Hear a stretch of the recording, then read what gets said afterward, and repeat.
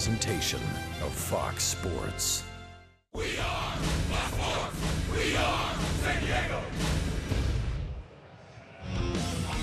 The first place Nationals have bombarded Petco. 5 home runs in 2 games. The Padres have answered with 2, but not enough as we go to Game 3.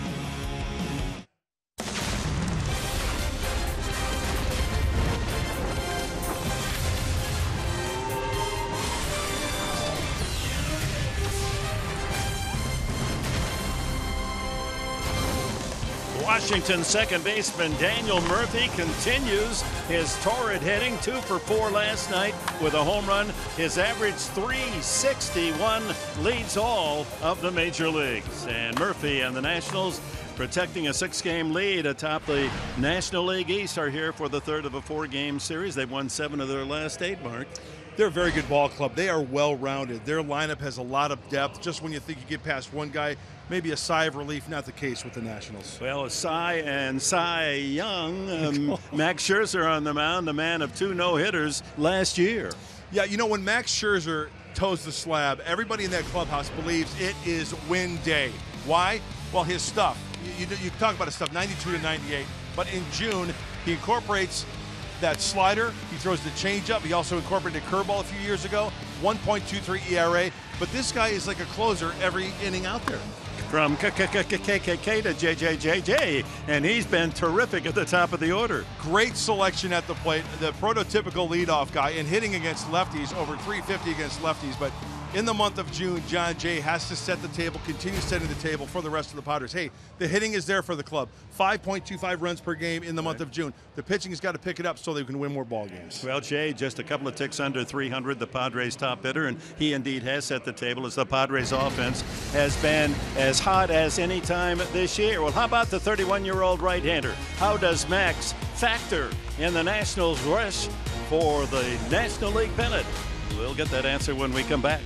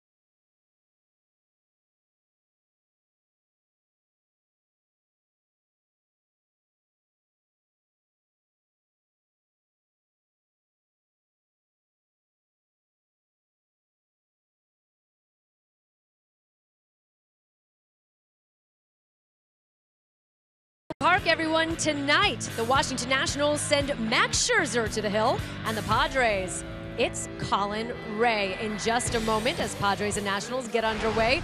But first, I had a chance to catch up with Max Scherzer the other day and asked him what the key to the success of the Washington Nationals has been so far this season, and he says it's all about consistency. Take a listen.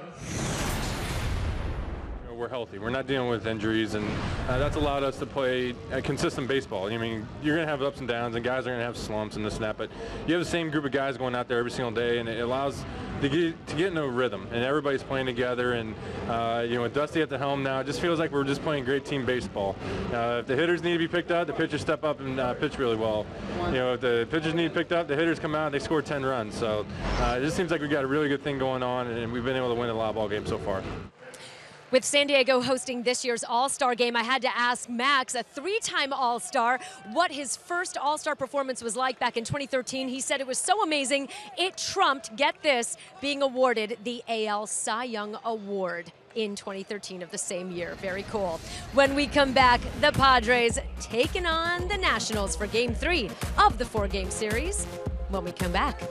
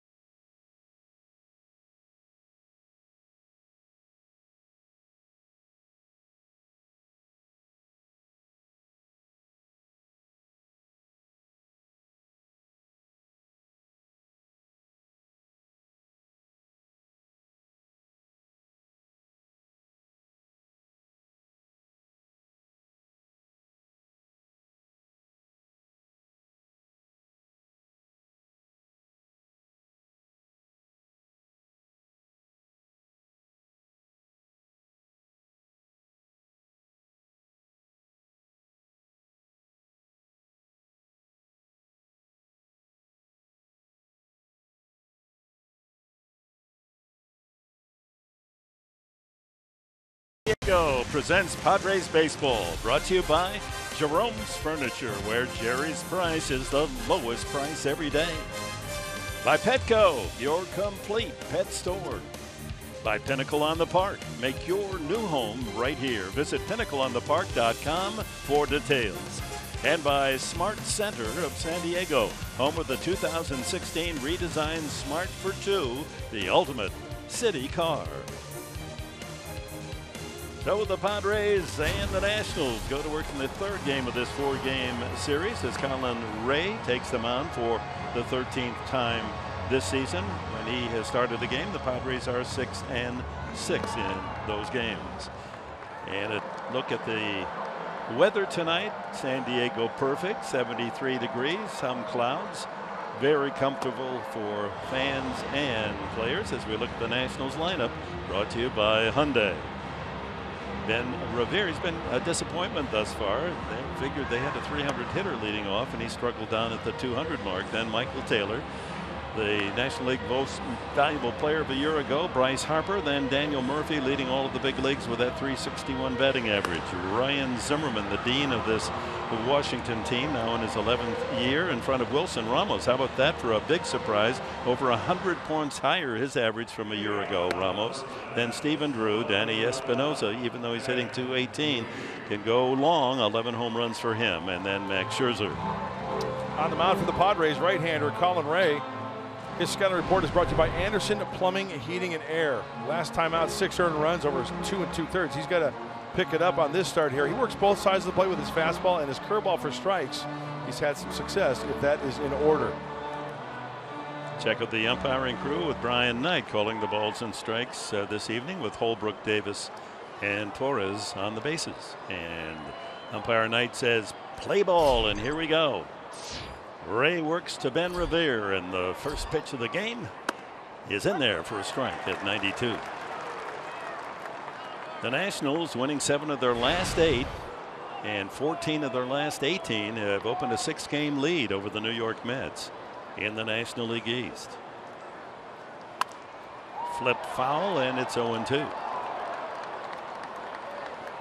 One thing about the Nationals, and we've crowed about this stat for the last 7 years, and that's whoever scores first has a big advantage. And for Dusty Baker's crew, when they score first, they've lost only 9 times in 35. Strike 3. Whoa, high strike zone for Brian Knight as Revere takes a walk. Padres defensively look this way, brought to you by the San Diego County Ford dealers. That's Melvin Upton in left field with Jay in center and Kemp in right. Brett Wallace gets the start at third base, Ramirez at short. On the infield, Ryan Schimpf and Will Myers at second and first, with Norris behind the plate. Michael Taylor, speedster, and will hit with some power, takes a strike. Just 25. Okay, what kind of strike zone are we going to see tonight? Well, home plate umpire Brian Knight, he's calling the high strike. That one was out of the zone. Colin Ray got a call. 1 ball, 1 strike to Taylor. And we go back to the strikeout. Ben Revere looking at strike 3, and that ball was considerably high. Let's see if he maintains that strike zone, and calls it both ways for Max Scherzer as well. At 93, that one slides just outside.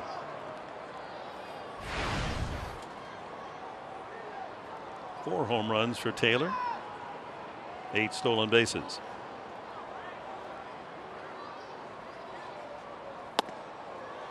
And 3-1. Taylor getting a start tonight. Jason Worth will start about 5 out of every 7 games as they rest the veterans' legs. And there's Bryce Harper.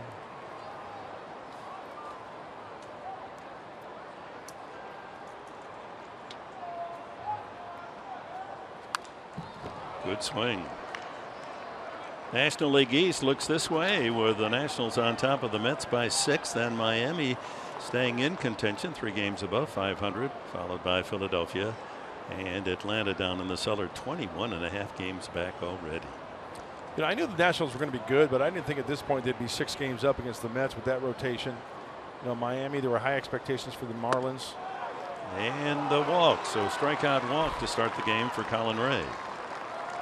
But they have got it going with that rotation. All 5 of the starters have been intact for Dusty Baker and his Nationals, and the big reason why is this guy right here coming up to the plate. This kid, I should say. Yeah, 23 years old. Already 3 All-Stars. Most valuable player last year at 22. For him, that batting average certainly out of character, but 14 homers and 42 runs batted in. Dusty Baker, good to see him back in uniform. 67-year-old new skipper of the Nationals. Taylor a threat to go. And Harper line to center. Jay there for the out.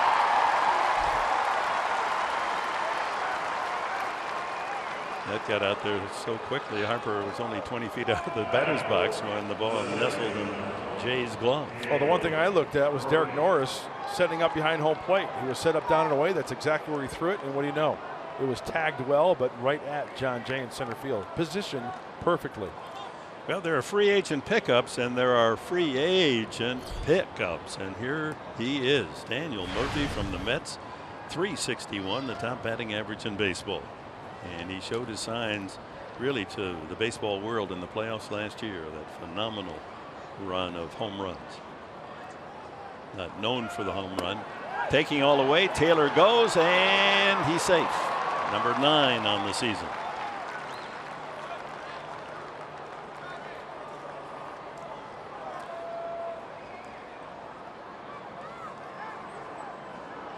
Right out of the get-go. Keep an eye on that guy over at first base now. You might want to hold him a couple throws. And what do you know on that first pitch? He is off and running.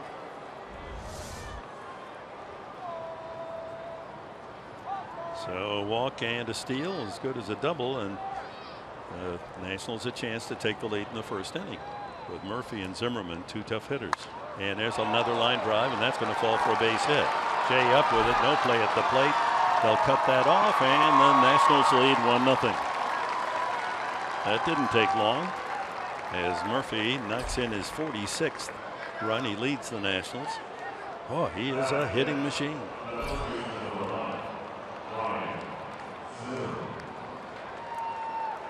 Brings up Ryan Zimmerman. Well, it's a four-seam fastball, and he gets on top of this one. And as I said, there are guys in this lineup to just keep it going and going and going. And the runner on second base, you can see that Taylor, the cut, hit the cutoff man. Yes, that's important. You don't want that guy to be at second base. He's going to score. He was past maybe third base a step as the time John Jay touched that baseball. So there's no way he's going to throw him out. So that's a good cut, good throw from John Jay. Back to the mound, deflected by Ray. Ramirez to first and gets the out. 1-6-3. And that'll be the story for the Nationals in the first, but a walk comes around to score, and they lead 1-0.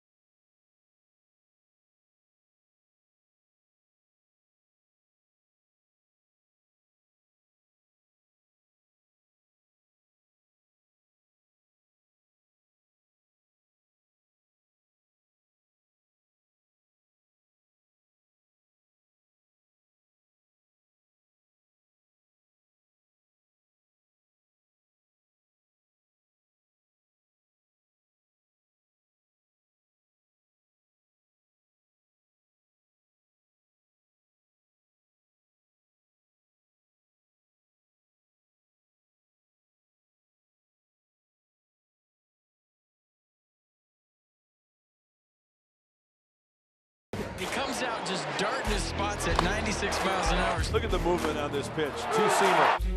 Swing and a miss. Scherzer. And we're ready to go in the Padres half of the first inning. They're trailing 1-0, and here's the San Diego lineup. Brought to you by Toyota. The usual 3 at the top of the order. Jay, Myers, and Kemp all having sensational Junes, all hitting around 350. Then Brett Wallace will bring his home run bat into that cleanup spot. Melvin Upton continues to have a power season with 9 home runs. Then it's Ryan Schimpf in his 4th start as a big leaguer. Derek Norris, Alexei Ramirez, and Colin Ray fill out the lineup. John Jay, .298 hitter, hitting safely in 20 of the last 23 games. A couple more doubles last night, now with 24 on the year.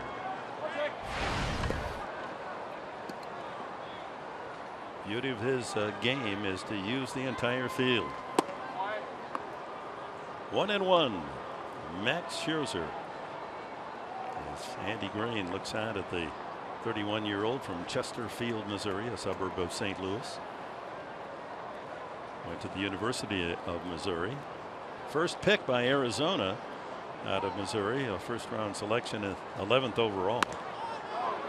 Check swing. He went around, says third base umpire Carlos Torres.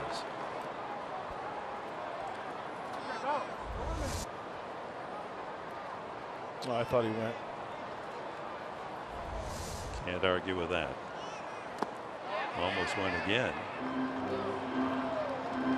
Barely checked back. 2-2. You know, from a hitter standpoint, you know, you're geared up for a ball game. As we take a look at this slider down and out, I thought he went there as well. But anyway, doesn't matter what I think.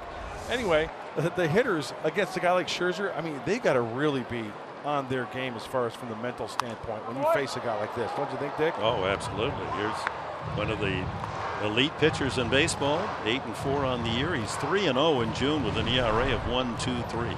And his scouting report is brought to you by Scripps. He's got the force. He pretty much throws everything, but he competes. He's max effort.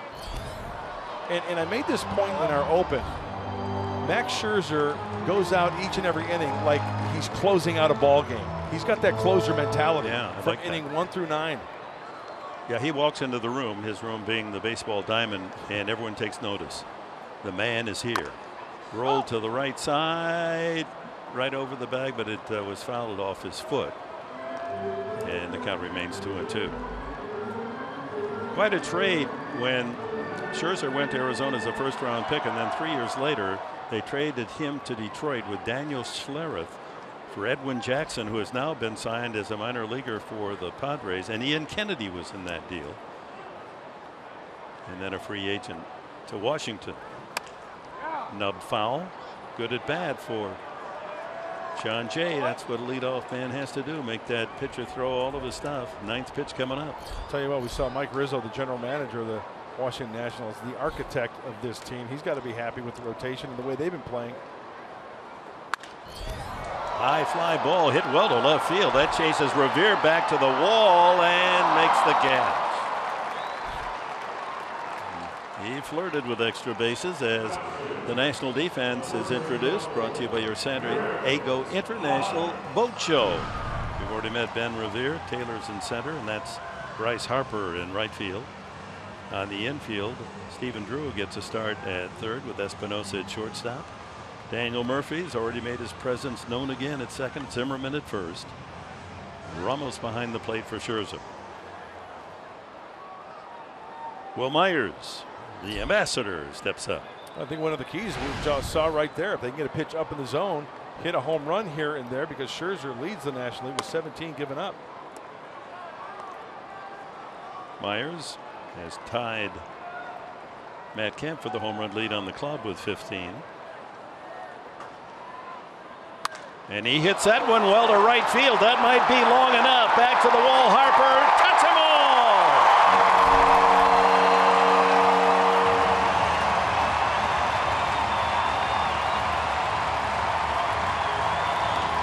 Number 16 for Will Myers.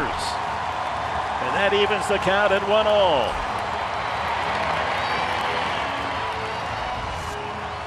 And make that a league leading 18 given up by Max Scherzer as Will Myers. Boy, he gets to that ball, lets it travel to the opposite way, stays tall, generates the power from the legs. I tell you what, that kid is some kind of strong, and that's a nice looking swing. Foul pole to foul pole, Will Myers. He is locked in. How about his June numbers, Mark Grant? That's his 9th home run, and we're just at the 18th of June. 9 this month.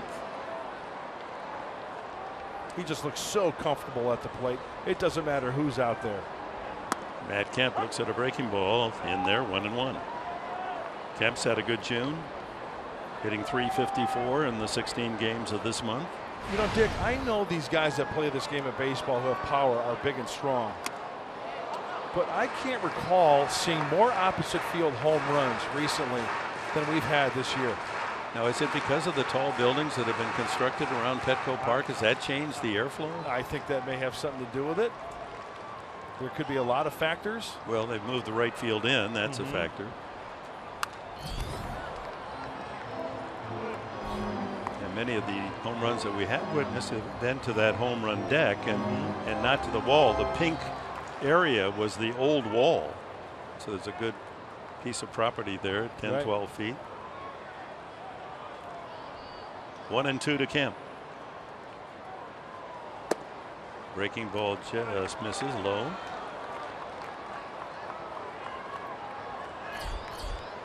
Brett Wallace next. Well, Scherzer has been a dominant pitcher throughout the National League. He's just 2-2 lifetime against the Padres. In the dirt. Tried to throw him a changeup right there. That's one of the pitches for Max Scherzer that makes him so effective. Another thing about the right-hander, he'll go from 92 to 98. He'll add that little extra giddy up when he needs it. Will Myers making a bid to be the Padres rep in the All-Star game, isn't he? High in the air. Wow, did he hit that high. Shallow in left field. Revere coming in. Shortstop Espinosa. That was up skyscraper high. Well, a look at the keys to the game tonight, brought to you by your San Diego Honda dealers. Don't let Scherzer get settled. Okay, he kind of rattled him a little bit. Will Myers did with the opposite field homer. It's a league-leading 18 home runs surrendered by the right-hander, and no walks, no big innings for the Nationals. Because I'll tell you what, Colin Ray has got his work cut out for him. There's no resting in this lineup. Yeah. They are very deep and very, very good. Well, you're right on both accounts, because Taylor walked and came around to score for the Nationals in the top half of the inning. Brett Wallace. And he clips that one back into the second deck. While Wallace has not been a consistent member of the starting lineup for the Padres, he has showed his selectivity. He's walked more than any Padre, 24 times. Strike two. A beautiful time of the evening as the sun setting out over the Pacific. Melvin Upton next. You know, sometimes here's a little nugget to look for Scherzer as well. Sometimes he will work underneath the baseball and work around it and therefore flatten out. Boy, if he misses over the plate and it flattens out, that's where the Padre hitters can do some damage. And we know what their numbers have been in June. They're really swinging the bats well, over 5 runs in the month of June. Ground ball through the shift and into right field. Wallace. He was fooled a bit on the pitch, but had enough back that he could just slap at it, even though off balance, and drive it through the right side. That ball got through in a hurry. Now, when I saw this swing of Brett Wallace and he made contact, I thought it was going to be like an easy ground ball to the right side. Into the shift, maybe. Well, that ball got through in a hurry. So a 2-out single in a long inning for Max Scherzer. 23rd pitch coming up. Melvin Upton just under 250 with 9 home runs.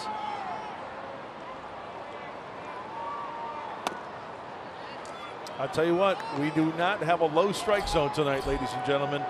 We've got a high strike zone. Both Colin Ray and Max Scherzer have been getting pitches low in the strike zone around the knees taken away from them, not called strikes.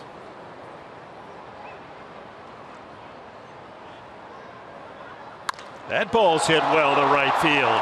Again, Harper retreats to the wall and makes the catch. Goodness. 2 long warning path outs off the bat of Jay and Upton, but Will Myers found the distance for his 16th homer of the year. Opposite field, and the Padres tied up at 1-1.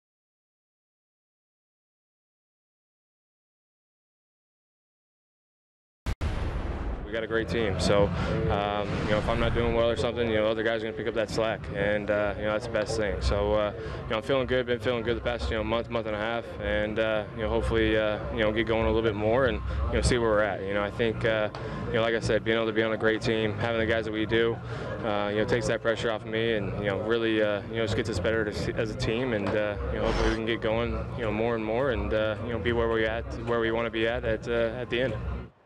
I had the pleasure earlier today of catching up with the Nationals' Bryce Harper, and it's so interesting. He and Max Scherzer both mentioned and made it a point to mention, A, the consistency, and B, the fact that these guys pick each other up, and just that incredible sense of teamwork that they have. And they also attribute that to Dusty Baker, who has made a huge difference in this Washington Nationals 2016 team.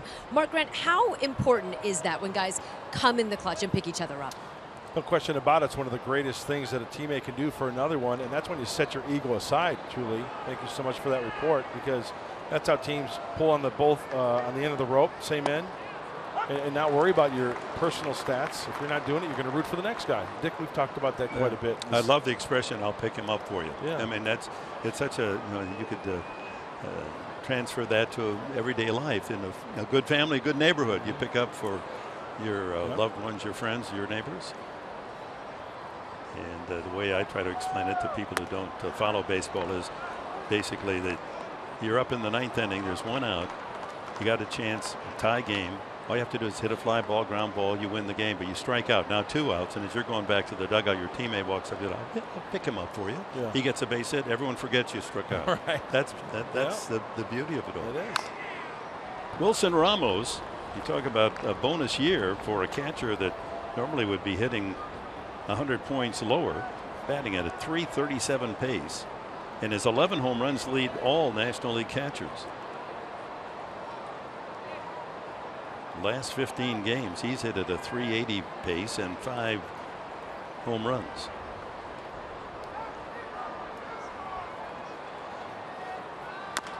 Right back to the mound. Ray would take another 20 of those. 1 away. Stephen Drew has found his baseball home in the nation's capital. Former high pick of the Arizona Diamondbacks. Had a couple of big seasons for the D-backs early years. In fact, going back through his record in 2008, he hit .291 with 21 homers, but nothing to compare with that season since with the Yankees the last couple of years, and just a utility player for them. Shift on. And once again, we talked about this last couple of nights, how Dusty Baker continues to put guys in there on a regular basis as bench players to keep them sharp and contribute as well. Out in front of that off speed. 3 heavy on the right side and just 1 to Alexei Ramirez on the left side at shortstop. Drew salivating to go ahead and shift. I'm going to take advantage of it. Let's see. Hits it the other way, slicing toward the line. Long run for Upton. He gets to the barrier and it falls just out of his reach and cradled by that fan. He's already dressed for tomorrow. And he's offering it to Melvin Upton Jr. and he says, no, you just keep it yourself. That's a nice grab by that gentleman. Yeah, he's going to stay for the Sunday military game. He's dressed for the occasion. Yeah. Don't forget tomorrow, 1:40 opening pitch on Military Sunday, saluting our military, and it'll be Drew Pomerantz against Gio Gonzalez, the left-hander for the Nationals. Check swing, strike 3. It was on the corner. Second strikeout for Ray. Brings up Danny Espinosa. Colin Ray has got to be on his game, and when he can locate the 2-seamer into the lefties and bring it back, that is a good pitch, and he can get through this lineup, stay out of the heart of the plate, go back and forth on him, change some speeds, and take your chances. Danny Espinosa, part of that great tradition at Long Beach State, the Dirtbags, producing Evan Longoria and Tulowitzki, Espinosa, All-Americas on their infield. They made it to the college regionals this year. Espinosa has offered a generous gift. Jared Weaver also pitched there in Long Beach State. I hear they have one heck of a radio voice Well, there they're for working Long on Beach it. Dirtbags. Yeah, they're working on it. This kid. Who's this kid that's doing the radio for them? Yeah, it's it was named after Ted Williams. I know that. Tell us more. Edward Arne Yenberg. Well, he worked the FM radio broadcasts of Long Beach State this year, and his father trying to coach him up, and yeah, what really pleased me, he got better and better and better. I don't know. Now he's coaching me, saying, "Dad, make it interesting tonight. Now, you know, the Padres have lost 6 out of 7. Tell more stories. You know, you have to keep your audience." Okay, thank you, son. I'm doing the best I can. I wonder if this ball, does this clip the pants? It looks like it clips the pants. You can see the pants, the britches move a little bit there, and Espinosa is on his way to first base. And that brings up Scherzer. He'll take his cuts. He's got 5 hits this year, knocked in 3.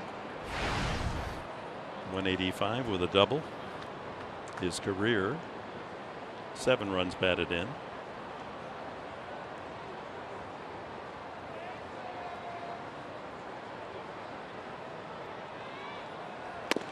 In there, 0-2, 93 on the Ray fastball.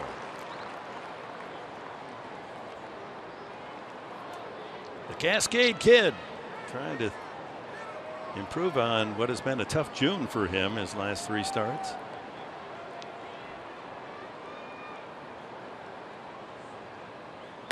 That is strike 3, the 3rd strikeout for Ray, all looking by the Nationals. We go to the bottom of the 2nd, a 1-1 tie.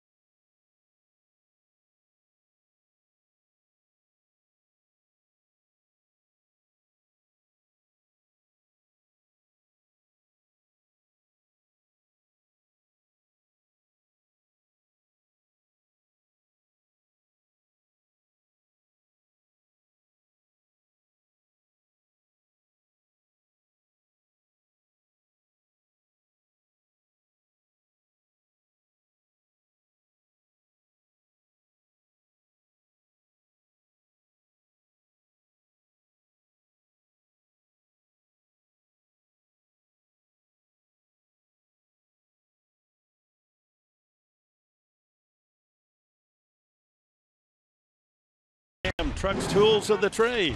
We're going to talk about Max Scherzer and his selection of pitches in his last outing against Anthony Rizzo against the Cubs. He struck out 11. He's got the 4-seam fastball. Tries to keep it away. 92 to 98. He'll also throw the changeup. Now I want to mention also the at bat for John Jay was a 9-pitch at bat, helping the other guys in the lineup. So look at this, Rizzo. He's getting a heavy dose of fastballs, changeups. He goes back to the 4-seam. One of the 11 punch outs. And even though it was a long at bat, a lot of pitches, and it resulted in a strikeout, still an out by John Jay to lead off the game. He saw 9 pitches, and it helps Will Myers. It helps Matt Kemp. It helps Brett Wallace. Brian Schimpf leads it off for the Padres. And speaking of strikeouts, Scherzer this year with 118. That's tied with Jose Fernandez in 2nd place behind Clayton Kershaw's National League lead. Schimpf fouls that back toward us. 2 for 12 after being called up from El Paso.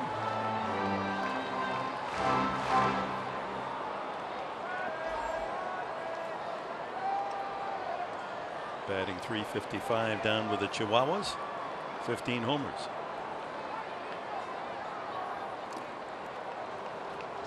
Doesn't bite on the change. 1-2. Let's keep an eye also on the recognition of the Padre hitters, how they recognize the off-speed pitches, and if in fact they do lay off those pitches. For instance, that last one was a changeup in the dirt with 2 strikes. Schimpf laid off of it nicely. Swing and a miss, strike 3, and there's the first punch out tonight for Scherzer. 119 on the season.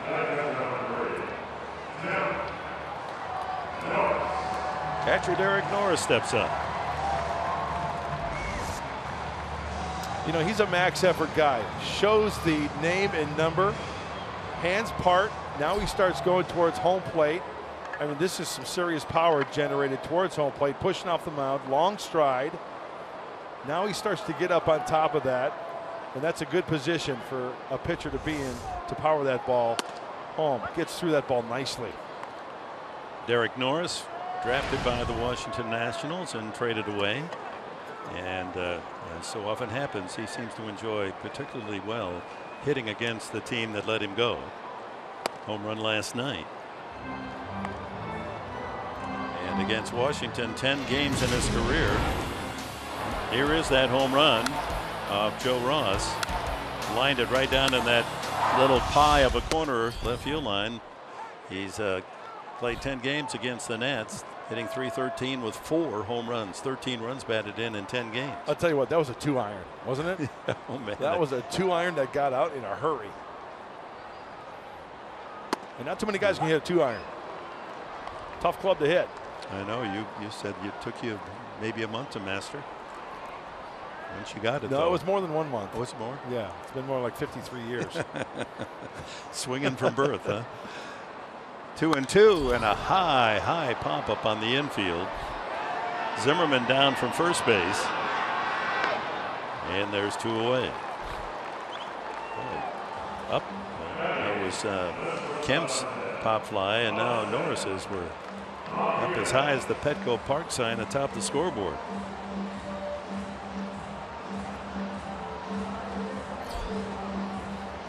Alexei Ramirez batting in the 8th spot. Has not had any success against Scherzer.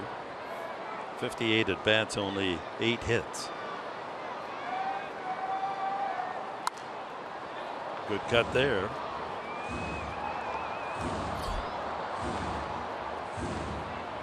So the Padres wrap up this homestand tomorrow at 1:40.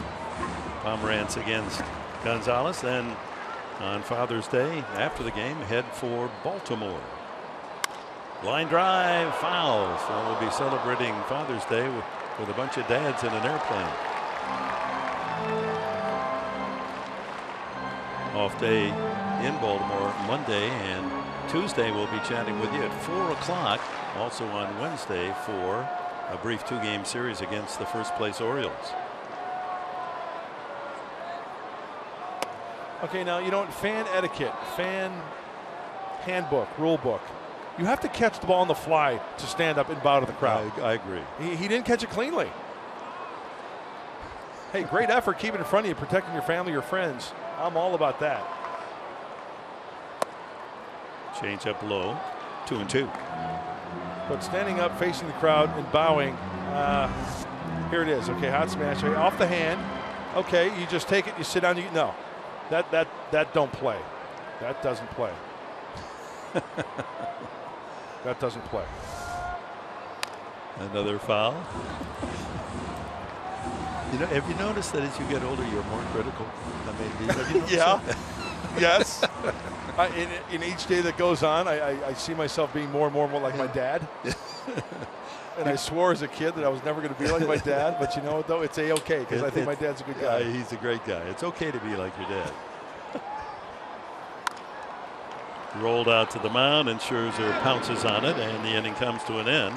Padres go in order, and after 2, we're tied at 1.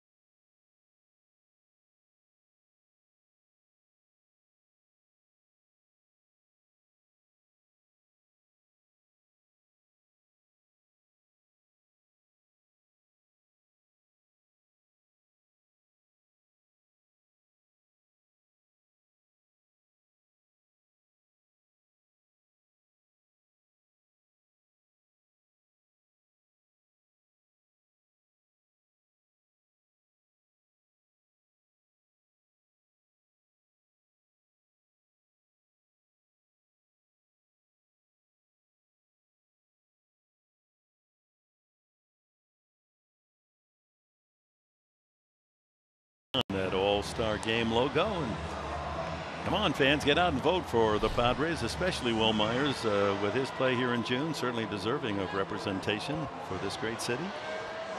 He is the ambassador, so he'll be involved in all the All-Star activities representing the Padres ball club.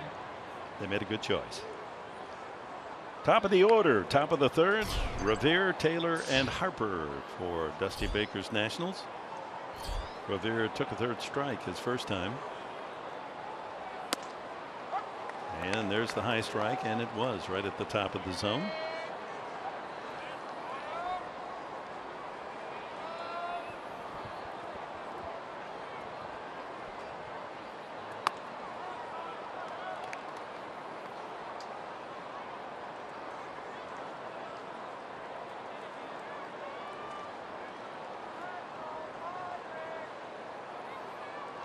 They're picking up the pace to get his average up over 200.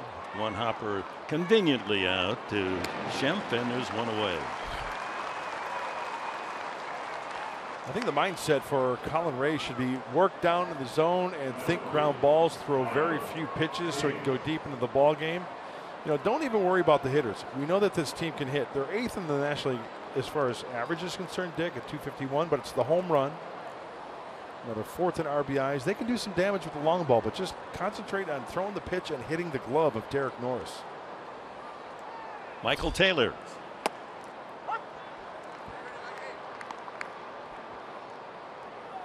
Taylor walked, stole second, and scored the Nationals run on the 2-out single from Daniel Murphy in the first inning. 0-2. Okay, folks.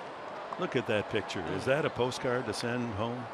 That is so beautiful. Our city, and this time, this twilight, beautiful ballpark with all its geometry. That's gorgeous. Oh. You know how golf courses have their signature hole where they take the picture and that they, you know, pamphlets and ads and stuff like that? Swing and a miss. Strike 3. 2 away. I think that shot there could be the signature shot of Petco Park. It's an aerial view. You see the structures around the ballpark. You get to see all the seating. That is absolute. You get to see the big board, which is one of the best in all of baseball. That's beautiful. And just to walk into a ballpark, and especially with the character of Petco Park. You know, I get a thrill every time I come to the ballpark. I love this place. Love it. And I think you'll get a unanimous assent of that from the fans who come here and enjoy. Harper to center. Can Jay get in time? He does, just in time. Kind of coasted his way like he had it, and then had to make the dive and the final out. Just snaring that ball off the top of the grass roots. Yes. A 1-2-3 inning for Colin Ray.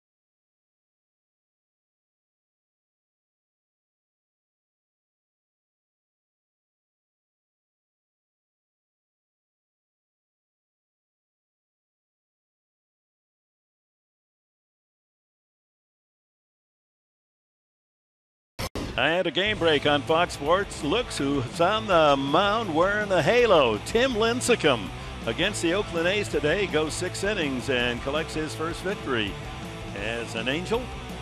And the Angels support him with a long run ball. Our Fox 1 Sports game break, as Colin Ray steps up. John Jay and then Will Myers in the Padre third. 3 hits in 23 at-bats for Ray. 3 hits gives him the club lead for the pitchers as they compete with the bat. 1-1. I like the way the pace that Scherzer does his work, huh? He gets it, he goes. And that's why you got to get to him early if you can, so he doesn't find that groove. Well, that 93-mile-an-hour fastball had a lot of run on it. You know, I remember seeing the game when he struck out 20, and I think it was around 95 or 96 where he hit with the velocity, saving a little bit for later. And he strikes out Ray, his second punch out. Well, in throwing 2 no-hitters last year for the Nationals, that accomplishment has been completed by only 4 other pitchers in Major League history. We'll make that our little quiz tonight. So there's 5 that have done it. Scherzer is one of those. I was privileged to be able to be part of one of those gentlemen who threw 2 no-hitters in one game. That's a pretty tough question. You got to know your baseball to come up with all 5. That's a good question. It's a great question. I'll just I know the one you're talking about, so but we'll still save it. No, you want me to tell you? Nolan Ryan. Okay, so now we got 3 left. 3 that have thrown 2 no-hitters in one season. That gets really tough. Here's Jay, fly deep to left field his first time, and fouls that one off. Can I take a stab at one? Yeah, sure. And for some reason, this guy comes to mind because he was one heck of a pitcher back in the day, and he was my minor league pitching coordinator with the Giants. Was it Jim Maloney? No, but I think Jim threw more than 1 no-hitter, but not 2 in the same season. Gotcha. Inside. Well, 1 is kind of easy because not only was it 2 no-hitters in a season, it was back-to-back no-hitters, which is never, Johnny Vandermeer. You know, that's never been done since. So now we're down to 3.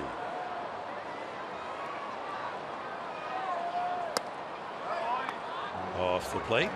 2-2 to Jay. You know, let's go back to that first at-bat of the game for the Padres. John Jay flew out to left field, but it was a 9-pitch at-bat. Very crucial for the other hitters to see what Scherzer had to offer during that at-bat. He gets him on that breaking ball down and in. And that's back-to-back strikeouts. Let's go back to Scherzer at his very strikeout best. Against his former team, the Detroit Tigers. 9 frames, 2 runs, no walks, no free passes, and 20 strikeouts. Oh, is that a day on the mound, huh? Wow.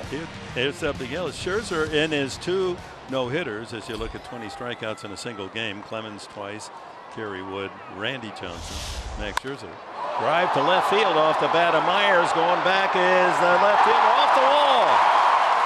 Myers coaxed into second base after his home run to the opposite field. The first time up, he doubles to left. Revere didn't get back in a hurry, kind of played it with the drive, kind of coasted back, and then when he went up to make the leaping catch, it was too late. Myers continues his red-hot hitting. First pitch hacking. And with the way that he's been swinging the bat, I thought that ball was going to be gone a la Derek Norris last night, but he will take the double. Thank you very much. This kid is just white hot right now. He's been fun to watch. So a 2-out double. Myers in position to pick up a tie-breaking run as Matt Kemp climbs aboard.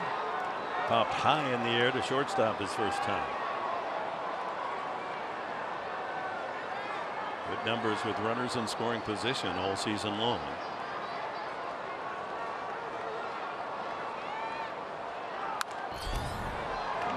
But again, Scherzer, it's been a nightmare for Kemp. He's 1 for 25.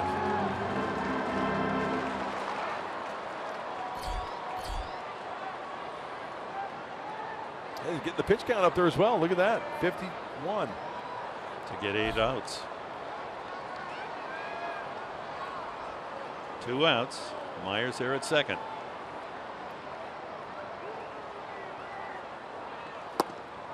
Got him to chase.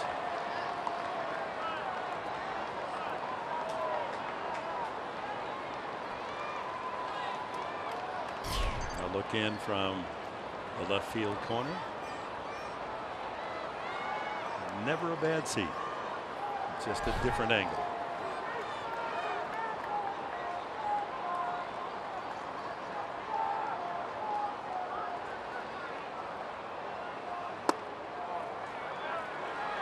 Well, it's tough to lay off that changeup, huh?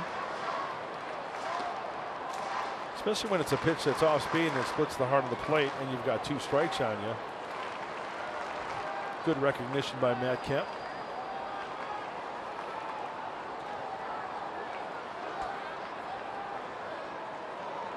Tie-breaking run in scoring position for the Padres.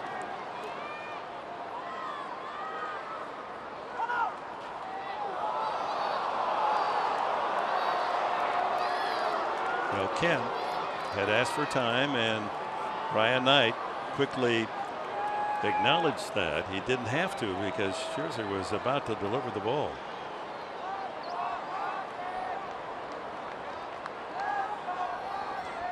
Little thought moment there for Scherzer, almost like, okay, you want a timeout? See if you can hit this one. You're going to make him wait too. Ooh, he got a pitch to handle. This rooftop shot is brought to you by Pinnacle on the Park. Glorious end to this June 18th.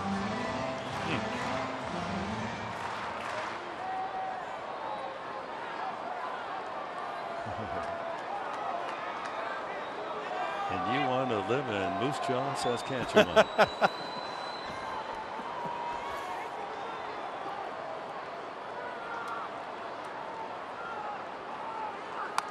Another foul. Boy, same spot. Yeah, some riding stuff, moving stuff. 94, 95 up and in. Some serious movement in on the hands of Matt Kemp.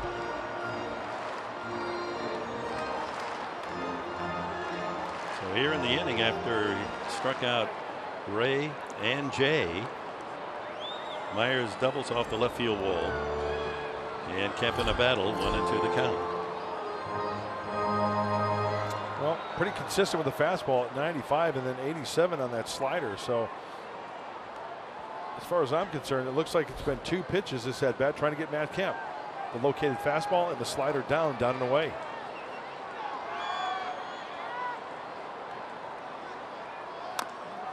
Another foul. There's the changeup.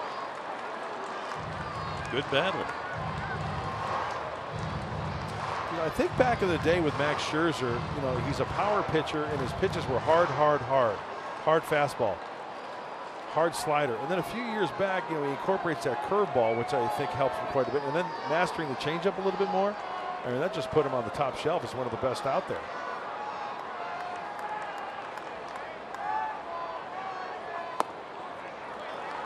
Well, he works the count even.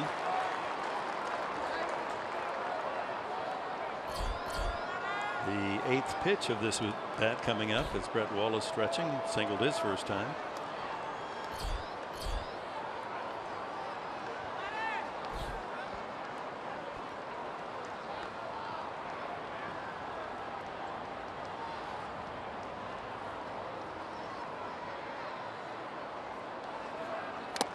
And he got him. Foul tip, strike 3. He strikes out the side. Myers interrupts the flow with a double, but no damage done. And after 3 here at Petco, it's the Nationals 1, the Padres 1.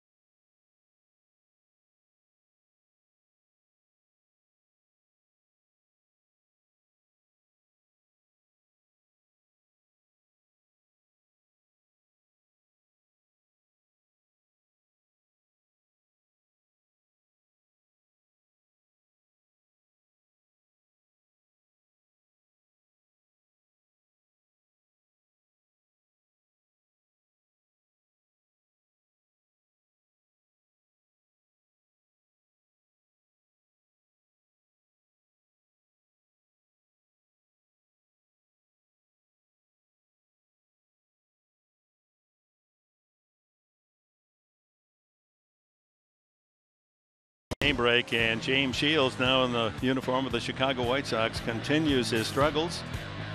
And today against the Indians, they pounded Shields an inning and 2/3 for 8 earned runs. Goodness. They couldn't wish that on your worst enemy. And his record so far on the south side of Chicago has been certainly disappointing to their fans and to Shields himself.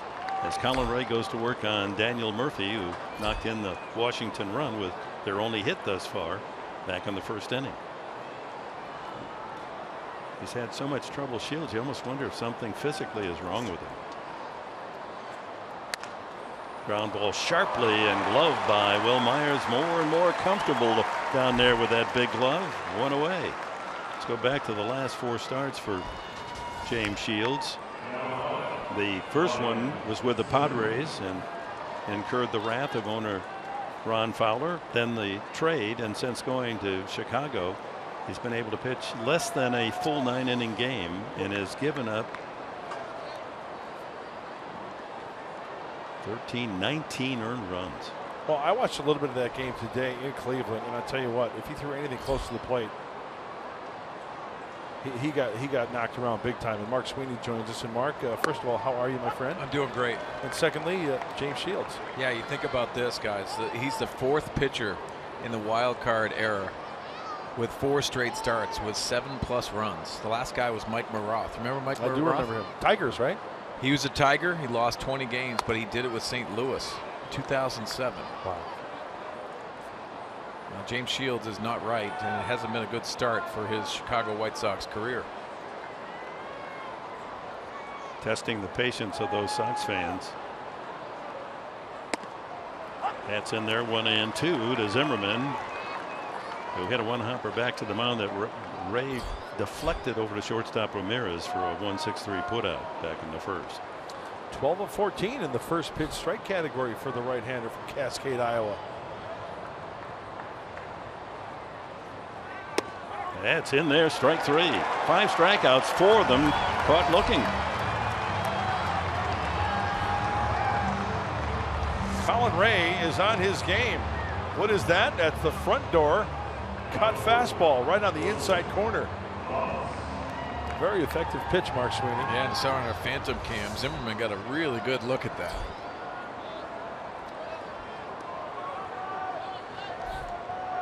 So that's the caption when you're caught looking. Right? Yes, caught looking. It's a statue. Wilson Ramos tapped to the mound his first at bat. Changeup. It's only 1 hit allowed by Ray so far. That was after the walk to Taylor. Taylor stole second in the first inning, and with 2 outs, Murphy lined a RBI single to center field. That's been it.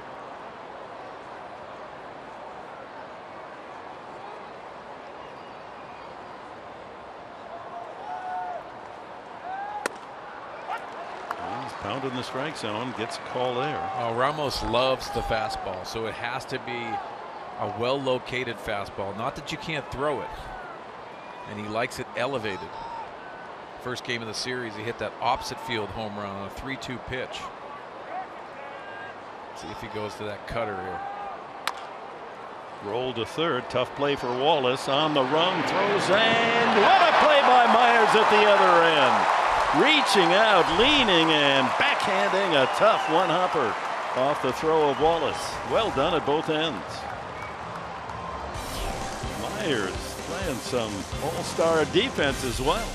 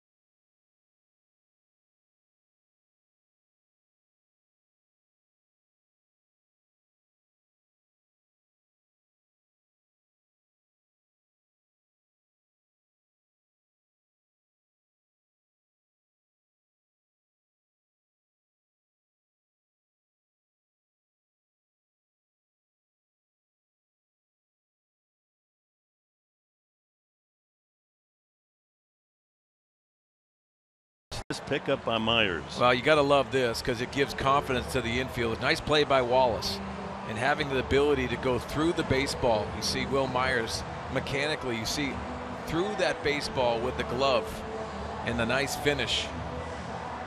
Well, you played a little over there. That's not a tough hop to handle. Yeah, and Eddie Rodriguez and also Glenn Hoffman, the infield instructors, do a fabulous job getting these guys ready. There's Eddie. But it's the little things that I think Will Myers is going to feel more and more comfortable as he gets reps over there at first base. I know he looks comfortable, but it takes a lot. It takes a lot of preparation, finer details at a position that I don't think you can just throw anyone over there. Brad Wallace singled his first time, 1-1 on the changeup there.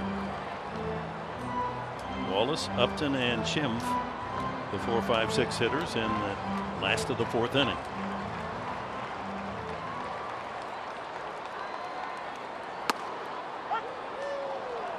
One ball, 2 strikes. You know, when you're thinking about picking balls in the dirt, you're thinking about a couple guys that stick out in my mind: Wally Joyner and JT Snow.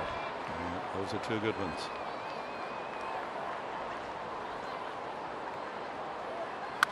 You know, I remember playing back in the middle 80s and watching Keith Hernandez. Oh. Boy, was he good as well. Unbelievable. So smooth and just made it look easy. Hey, Adrian Gonzalez isn't bad. Yeah, he was very good too. This gives you such a difference maker defensively over there, and the infielders feel like they can throw it anywhere. Just don't throw it over their head, right? I remember Wally saying that. Yeah. Hey, guys, I can only jump 2.5 inches, right? Well, you can slip a comic book under my feet. Yeah, it's true. And you know what impressed me the most about Wally Joyner? There was the throws from Caminetti. Off-balance throws, and they were bazookas coming over at first base. Looked very comfortable. Another strikeout for Scherzer. His 5th. Brings up Upton, and it brings up our cold hard fact, brought to you by Clean, crisp Coors Light. Major League leaders most games with 10+ strikeouts. Active players, Clayton Kershaw, no surprise, but there's Scherzer. Only 2 games under Kershaw. Sale, Darvish, and Strasburg, who will pitch on Monday night on the national TV game. It's amazing what Yu Darvish in his short career over here from Japan already has 26. Upton sent one deep to right field. Harper had to go a step from the wall in right to capture it. 2-0.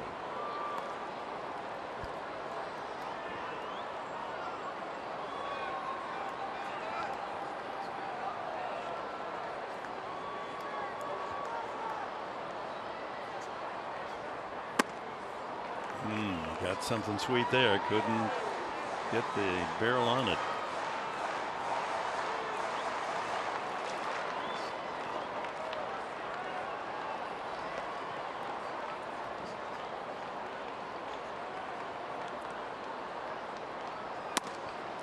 Two and two. Tell you what, he starts pumping that fastball and gets the location of that. It's got a little bit of movement to it. Very quick with that arm action, Max Scherzer. He's tough to hit.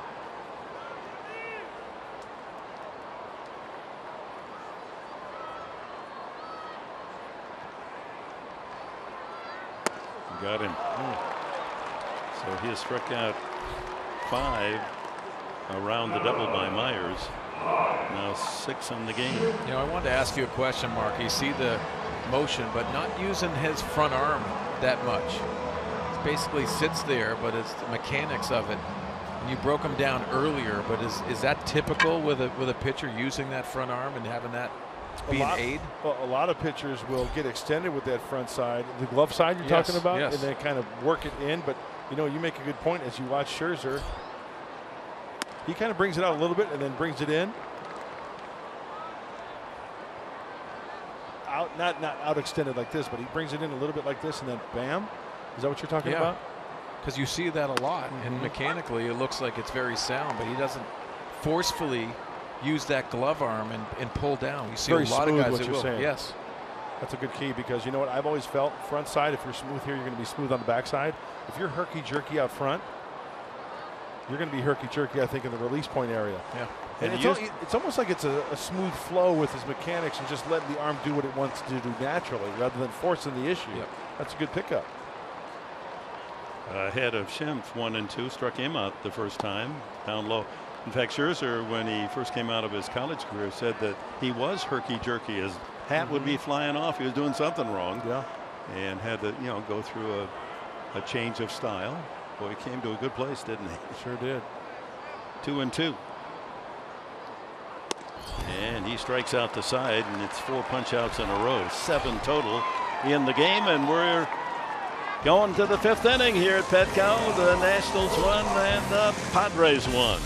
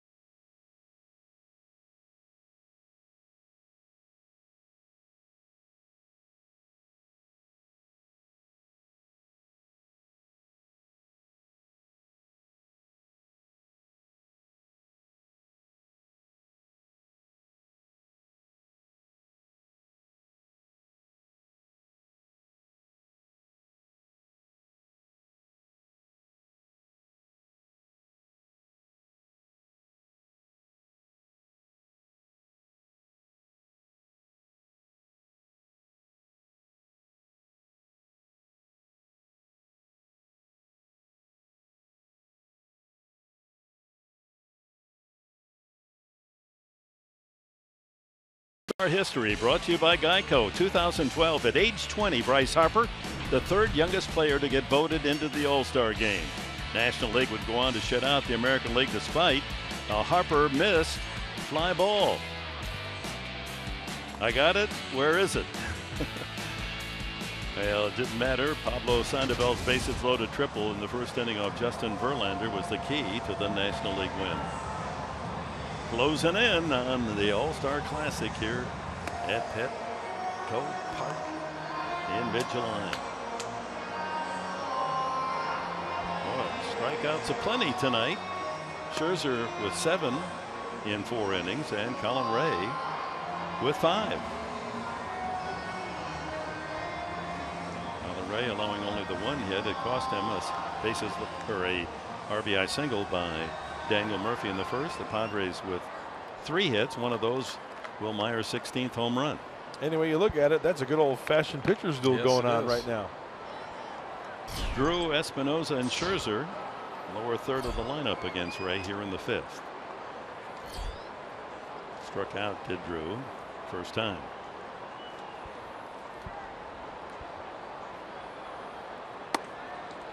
Shift on. Schimpf in the shift. Oh, I'm glad you said that. Tough to wrap your tongue around his last name.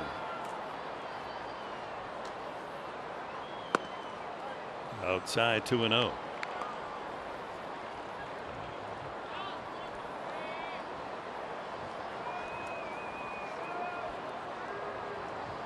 Arizona won today 4-1. How about Zach Greinke? Suddenly he's 10-3 after a slow start. Yeah, everybody was concerned. Oh, should we be concerned about Greinke? No. You know, the one thing that you can be concerned with is you don't have a Kershaw leading a staff, and he's the #1 guy. But obviously, he's going to prove his worth. Lays in the 3-0 strike. Don't want to walk that leadoff man. Ray working on a string of 7 consecutive outs. That's in there. What a great pitch. 2-seamer, the lane changer on the inner half. You know, from the hitter's perspective, you give up on that because it has that movement. We talked about it the other night about Greg Maddux. He would throw it behind your back and be able to move it across the plate. But Colin Ray He's very successful against those left-handed hitters. Line drive right field, and that'll land in front of Matt Kemp. Lead-off base hit for Drew. The second hit allowed by Colin Ray.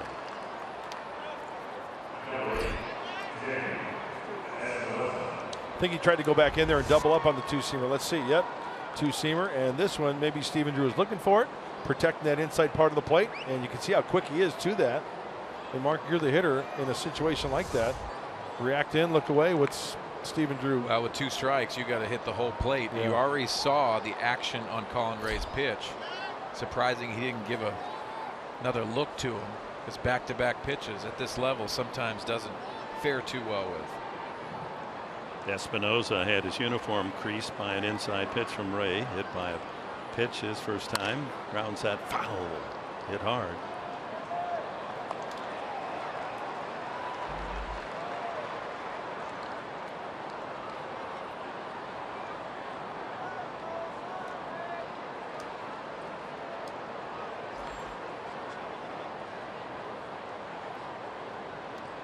Yeah, these Nationals have been on a winning path all of June. 14-4 in their last 18 to build a 6-game lead over the New York Mets.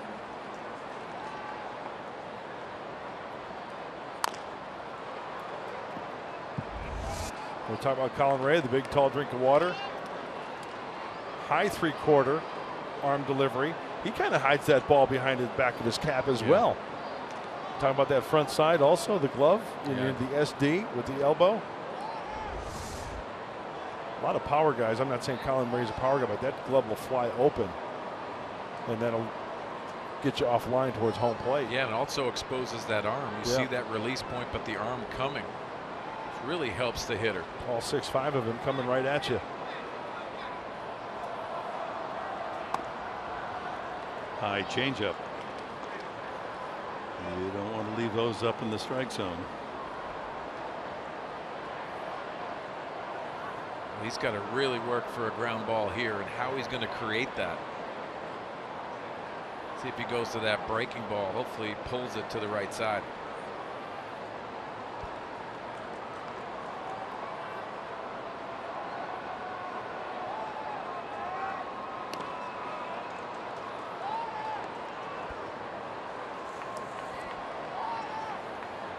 Heavy on the heater tonight, 86% for Colin. Coming in place the curveball and show the changeup. You know the beauty of the two-seamer too, you can change speeds where the guys will roll it over. See if that's a two-seamer there. Line to Myers for a double play. Thank you very much. Espinosa whistles one right where Myers wanted it, and the rest was easy, an unassisted double play. Well, Will Myers continues to impress at first base. It's a reaction. You come off, and then you have to be ready for that line drive. Easy double play for the Padres. That's a big league hanging with him. It sure is. So the pitcher, Scherzer, steps in. 2 outs here in the 5th and takes a strike. Struck out looking the first time.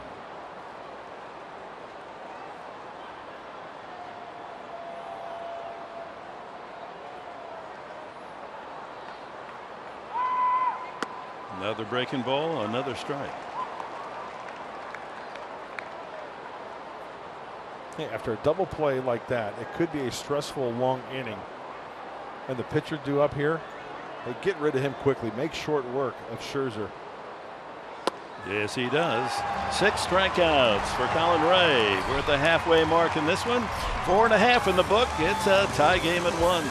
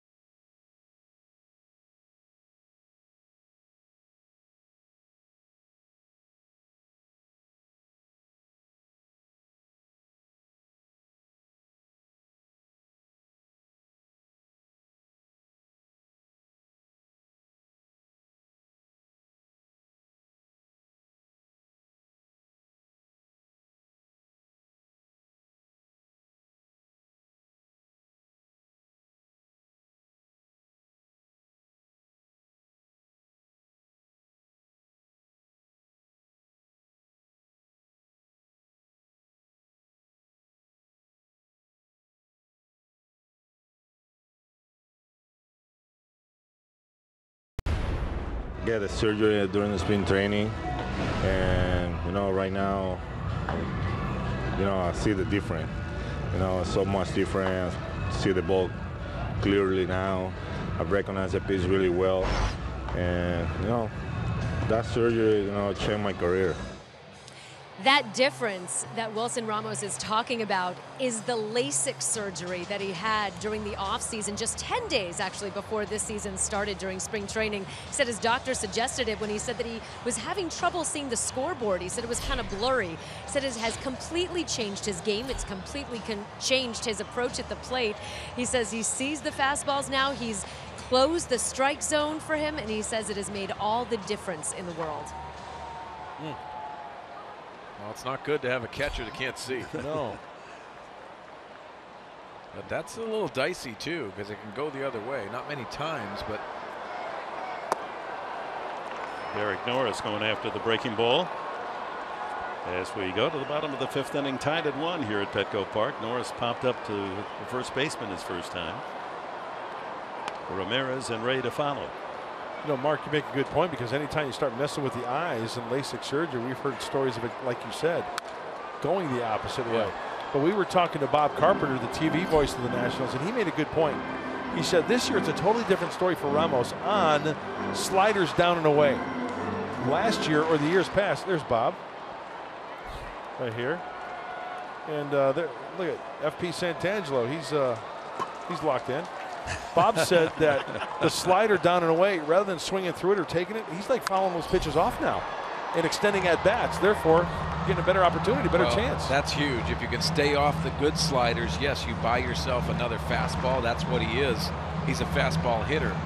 But also, like you said, the good point, Mark, battling and giving yourself another opportunity is so huge as a hitter.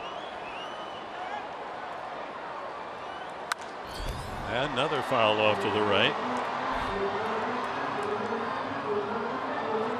Padre hitters making Scherzer work.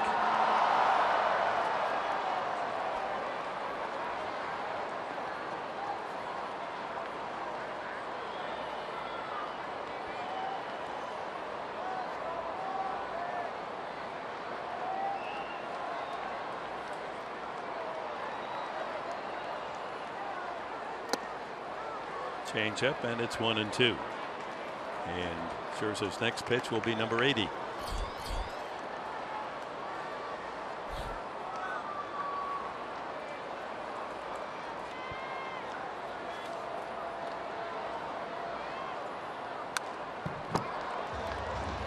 Well, there it is right there, the slider away. Derek Norris fighting it off to give himself another opportunity.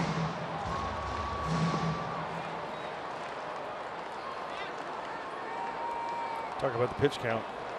That game he struck out 20 through 119 pitches, so he's thrown a game 116 pitches, 111. And he ties them up inside, and that's 5 consecutive strikeouts now for Scherzer. In fact, every out in the 3rd, 4th, and now the 5th inning by strikeout. There's the changeup. Looks like a fastball, movement included, and the swing and a miss.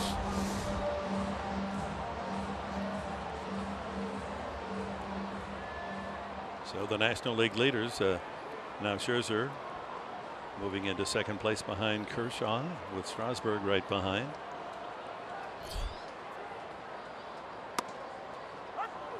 There's that high strike. Mark Sweeney, it just occurred to me, I look at Max Scherzer and I go back to your playing days in 1998 with the Padres. It kind of reminds me of a guy by the name of Kevin Brown when he took the ball every 5th day. Any comparisons there? It's the intensity. Yes, you have that guy that's setting a tone for a rotation, which I think is huge.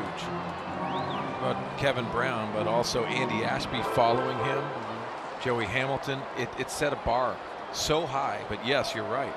Max Scherzer has that it factor. 1-2. Why they signed him to a big contract? Because he has intangibles to go along with that arm and the stuff. Well, you see the celebration when he's pitched his no-hitters, and the man is not only a man, but he's a boy. He expresses the joy at what he's doing. That'll slice down into the right field corner and out of play. Dick, you have a great point too. And the other thing that when you watch Max Scherzer, it's not about his day. It's about the team aspect, because even when he's not pitching and you watch their games, he is into it. He's talking to Joe Ross the first game of the series, going over scouting reports. All of those intangibles is what makes him a star. That ball is cracked pretty well to center field, but there's a lot of room out there, and Taylor able to collect it for the second out. And that'll bring up the pitcher, Colin Ray.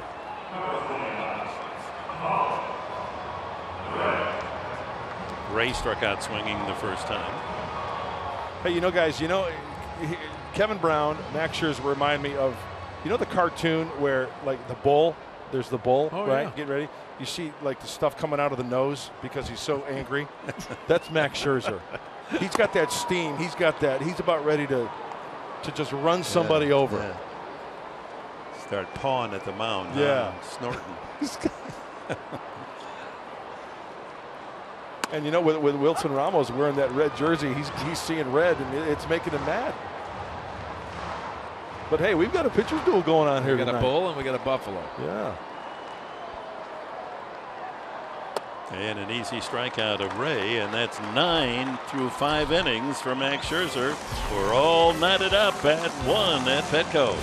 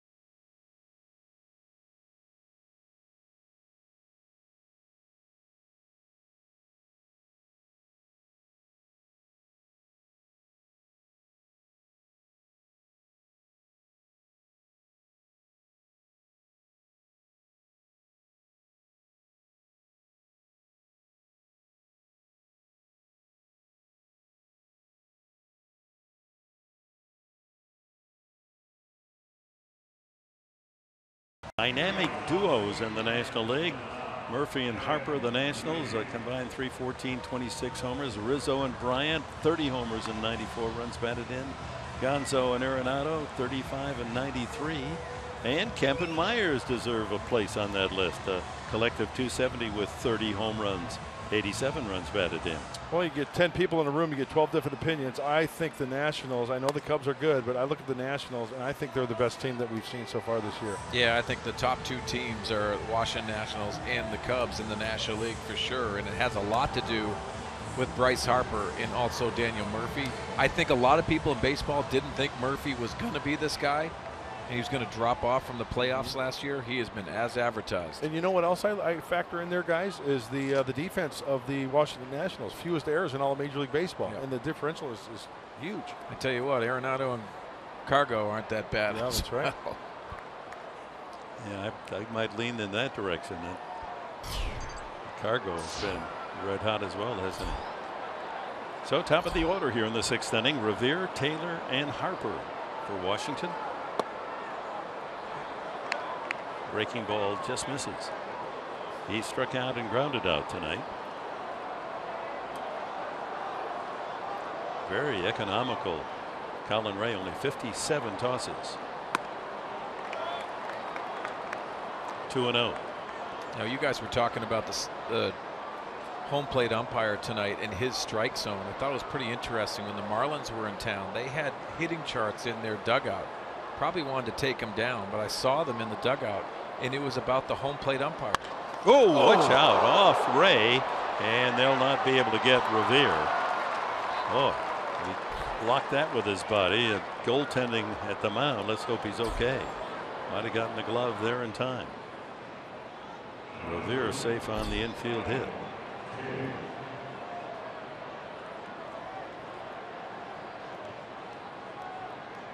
Third hit for the Nationals tonight. Looking at his left hand, said he's okay.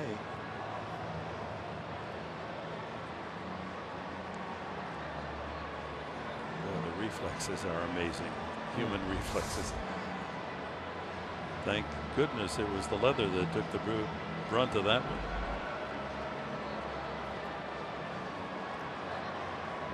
You be the pitcher. You field this one in real time.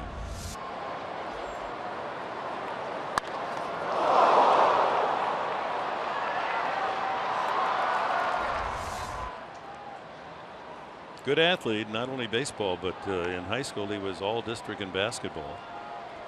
What's that do to you mentally when you get a ball hit back at you? You know what? It happened to me a number of times. It really didn't affect me. Now, I've been lucky enough to where it never got me in the head or the face area. You know, I've got it off the shin, off the foot, almost off the baby maker. But you know what? Other than that, it's just, it was never really affected me all that much. That's scary, though. It is scary. Yeah, that's why as a kid you're taught on your follow through to follow through in a balanced position where you're able to be a fielder, and the more awkward you are in leaving the mound and in an unprotected position. Yeah, and you think about the priority of how much velocity means to the game now. I don't think people are worried about how they're landing and where they're going to go. Yeah. So leadoff man on. Here's Michael Taylor. He's walked, stole a base, and scored in the first. Struck out the last time.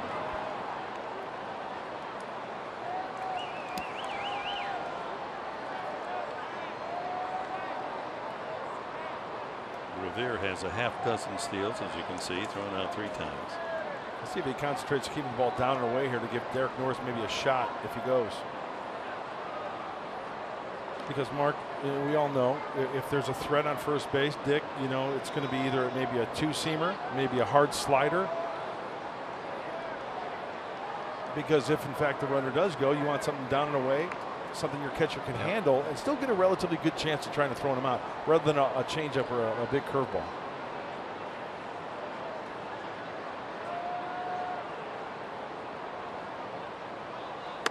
Shook off Norris and threw the pitch he wanted, a strike on the outside corner. Now, typically as a hitter, when you have a base stealer on, you will take those first couple of pitches unless it's something you are totally looking for. Possibly give him a pitch to steal on early. Now, as a hitter, you got to lock into what you want to do. Well, no walks for Colin Ray tonight. I can take that back, just 1. So he's been around the plate. So, you know, a hit and run, one of the first couple pitches, that might be a factor in play here. That 1 walk was to Taylor in the first inning. He ended up scoring. Brad Hand, the lefty, loosening up in the Padres pen. Big lead. He goes. Throw by Norris, too high. And Revere able to maintain contact with the bag. And that was a formula that led to the Nationals run in the first inning. Taylor walked, stole second, in position for a 2-out single. So not a hit and run. He took that pitch off the plate, a straight steal. Looked like it was a cut fastball, and Derek just kind of working underneath it a little bit. Shimp staying with a tag, but yeah, let's. Yeah, because the transfer from the hand to the foot, sometimes they'll lose contact with that base. And a fly ball to left field, routine. Upton tucks it away for the first down.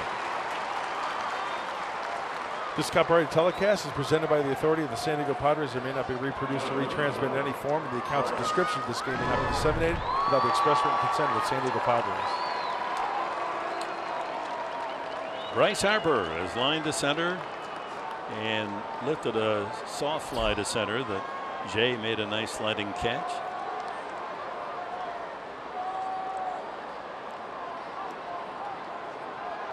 And behind Harper, the Major League's top hitter, Daniel Murphy. Well, we talked about the dynamic duos. How do you pitch arounds these situations. It's really how you win ball games against the Nationals.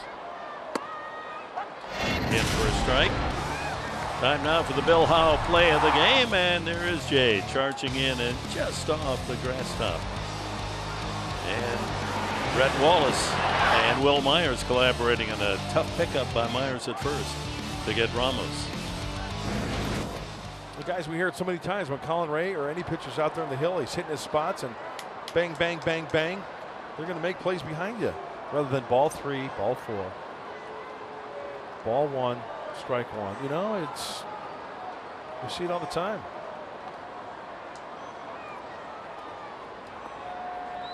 Revere taking a pretty good lead, so Ramirez trying to duck in there, keep him tight with 1 out. Temptation to steal third if you get a big lead. Fly ball to center. Yeah, he's got a love affair going with Jay. 3 times up and 3 times he's hit the ball to the center fielder, tagging and moving to third. Revere 2 away. And it's up to Daniel Murphy.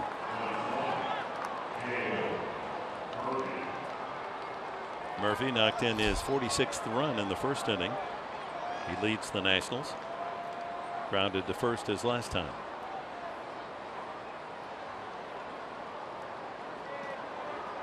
"29 times this year, the man at the plate has had more than 1 hit in a game. That's the best of any National Leaguer.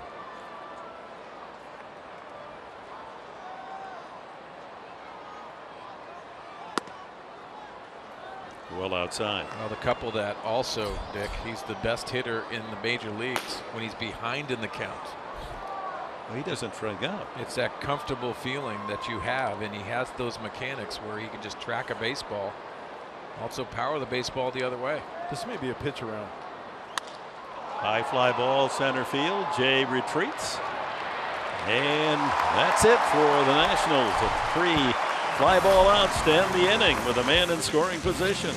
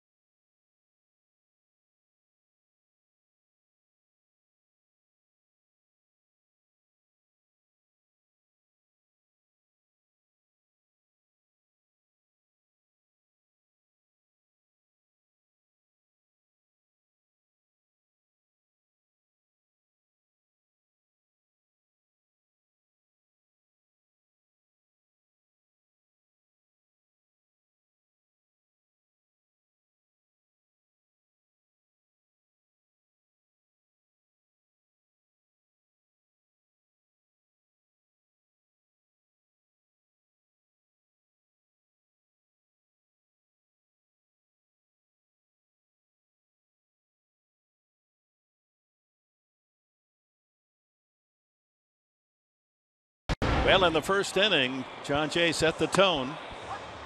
Good at bat against Scherzer. Well, this had a lot to do with how the game was going to go along, because John Jay brought a lot of information for everyone on that bench, battling his way and consistently giving out good, solid at-bats. I think he broke every pitch out there with the exception of maybe a curveball. I saw 2 seamers, I saw 4 seamers, I saw a changeup, throw a slider. And you know that so many pitchers want to get through the first time through the order without exposing all of their pitches. And everything was away, down and in to John Jay. And finally fly deep to left field.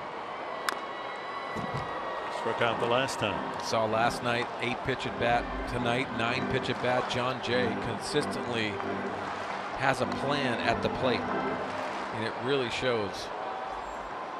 Most times he is hitting early in the count, but he will work a count as well. 1 ball, 2 strikes. So Max Scherzer through 5 innings has allowed just the 3 hits, but one of them Myers' 16th homer. He struck out 9, hasn't walked a man, and in fact in his 2 no-hitters last year didn't walk a man in either game. We had a little quiz going. First of all, the Cholula flamethrower. Well, Max Scherzer, what do you think, Mark? What do you guess? It's got to be like 98. No, 96. I was expecting 98. What's 96 though? Hot sauce. I mean, it's okay. Yeah. It's a visitor. Dry foul. Well, he's wearing a Cholula red jersey. Yes. It's probably Chipotle. That's 90. Now, come on. Now you tell us. That's some kind of sauce right there. That's some kind of nice at bats tonight the Padres are putting up against Max Scherzer. Outside, 2-2. So the quiz was only 5 men in Major League history have thrown 2 no-hitters in the same season. Scherzer being one, Nolan Ryan and Vandermeer. With those 3 have taken, we got 2 left. You want to play the game? I would have said Roy Halladay, but I think the one was in the playoffs. No, it's only the regular season. So that's why I say no on that one. But yeah, it's really tough. I mean, that's really a tough.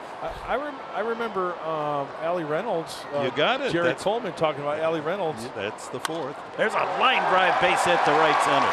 Well earned by John Jay. Battled Scherzer and finally got something he could drive. And the Padres have the leadoff man on. A lot of pitches tonight seen by John Jay. We just got done talking about it.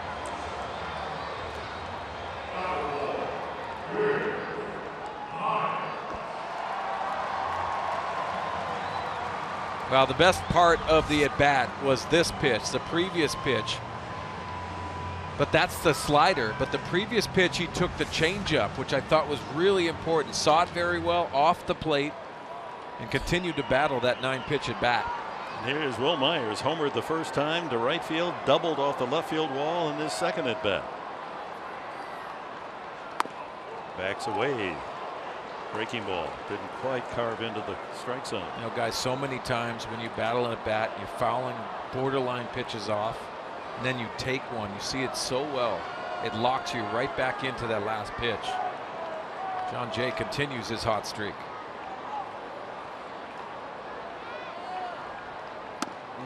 Another breaking ball, 1-1. Next pitch is number 100 already for Scherzer. No out, 6th inning. Well, like you said, Mark, credit these Padre hitters battling. Yeah. Foul balls will drive that pitch count up.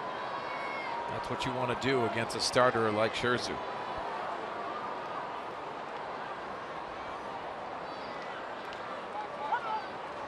And that's Alan Zinter and Mark McGuire. Yes. Working collectively and getting these guys prepared. And here's the home run, Mark. Apo Taco. You see him, and he sweet spotted that one. And you're going to get a forearm burst by Alan Zinter. You got to love that.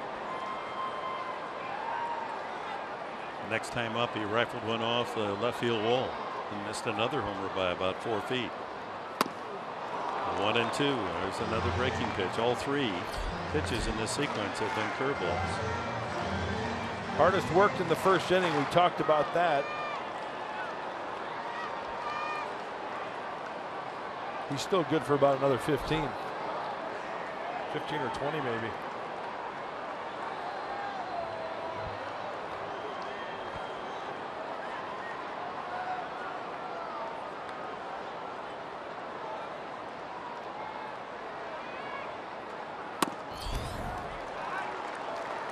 He alters the pace between pitches too, doesn't he? In that particular sequence, he held. I was getting antsy. Yeah. It's intangibles, guys. That's the reason why you have to change up timing. There's a lot of guys that are anxious in the batter's box. Will Myers is locked in right now. It doesn't matter what you're doing. 2-2 the count.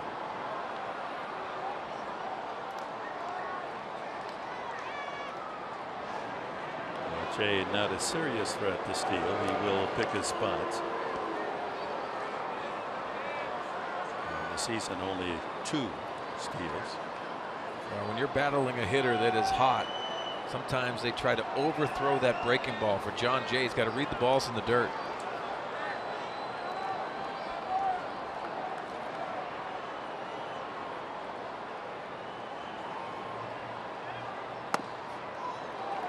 Pushes him off the plate. 3-2. All 5 pitches have been breaking balls, haven't they? They have. That one was really flat because he really lowered the arm angle there, worked underneath it a little bit.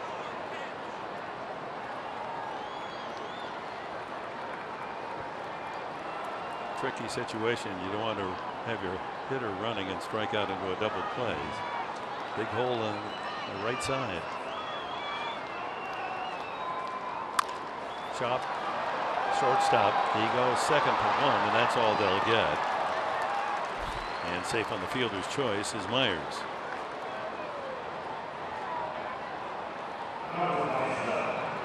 So Jay back to the dugout. Myers there at first base. Padres trying to break this 1-1 tie in the 6th inning.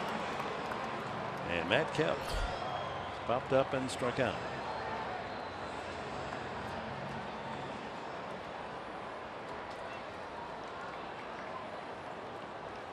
Myers will pick his spots and is actually the second best to Upton in steals for the Padres with 8. Well, not a bad time to do that. And the reason why, what does Matt Kemp get a lot of? Sliders.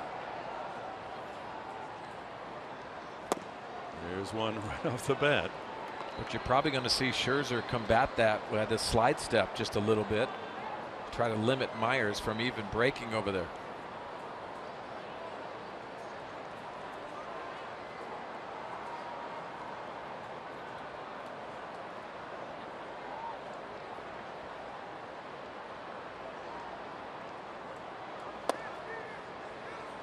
For 1-1. Brett Wallace waits his turn.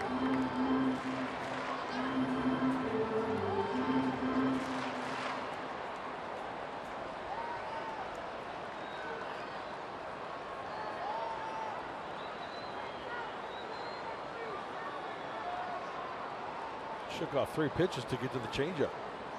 He's liking that changeup inside. It works. Oh, it's a good pitch. Well, that's the same pitch he got Will Myers to induce that ground ball to short. And look at all those 3 pitches to Matt Kemp.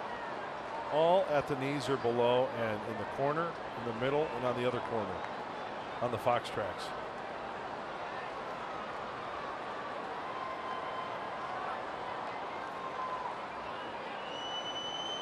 Throw over.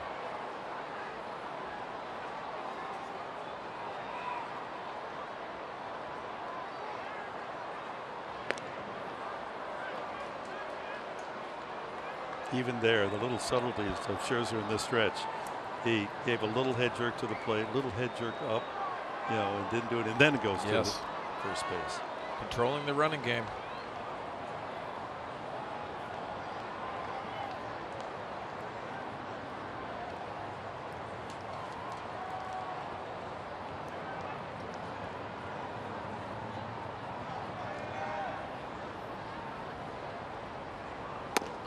Fastball, strike 3 called. He gets Kemp for the second time. That's 10 punch outs for Scherzer. Time now for our San Diego fans of the game. Wearing their fedora giveaway tonight and getting ready after the game for the fireworks display. Welcome to baseball night in San Diego every Saturday evening. Good looking fedoras. They are nice. You know, some fans look better in them than others. You notice that? Yeah. I mean, it's still a good lid. It's a sweet lid. Yeah, I thought Julie, yeah, she looked like a model. The price of those fedoras went up just looking at how yes, she was. She did. Wallace has singled and struck out. Shift on. High. Breaking ball.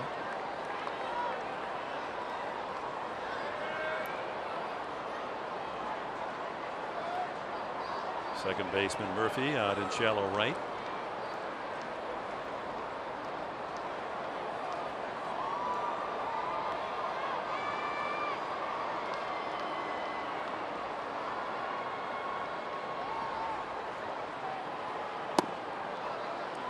Ball 2. I mentioned earlier, Wallace more success in drawing a walk than any Padre, even though he's not been a full-time starter. 24 walks. Now he's got the count in his favor. If there is such a thing against Scherzer.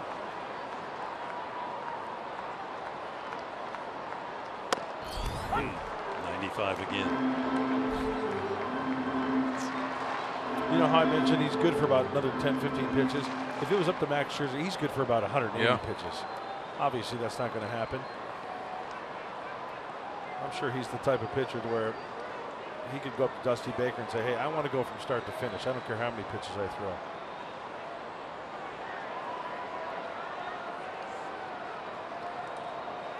Myers goes. Taken low. Throw by Ramos. Not in time. And Myers needed all of that 6.5 stretch to get that left hand on the bag before the tag. Pretty good throw by Ramos with outstanding in throwing. Took that one right from the crouch. Well, pretty good break by Will Myers, and you can see a pulled fastball again by Max Scherzer, and just in that backside of the base. You watch that left hand extend. Very nice by Will Myers, getting into scoring position with 2 outs.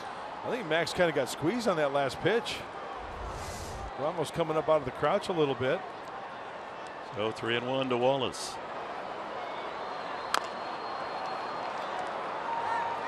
Padres opportunity to break through in this 1-1 tie.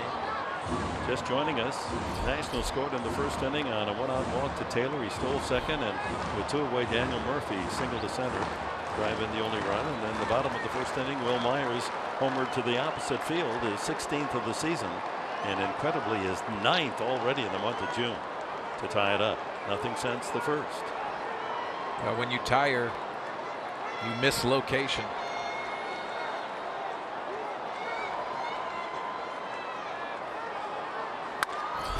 High fly ball slicing into the left field area into foul territory, and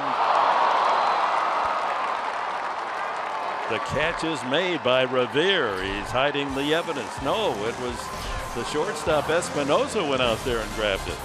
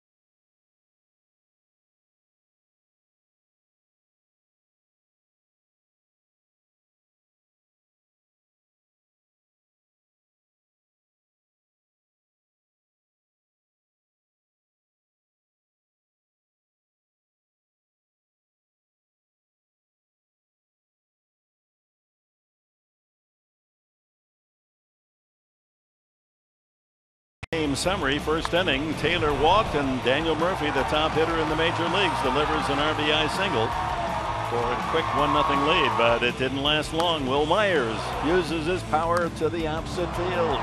His 9th home run in June, his 16th on the season, to tie it up at 1. And that's our Harrah's game summary. The rest has been all pitching, with Max Scherzer allowing 4 hits total and 10 strikeouts, and Colin Ray punching out 6 and giving up only 3 base hits.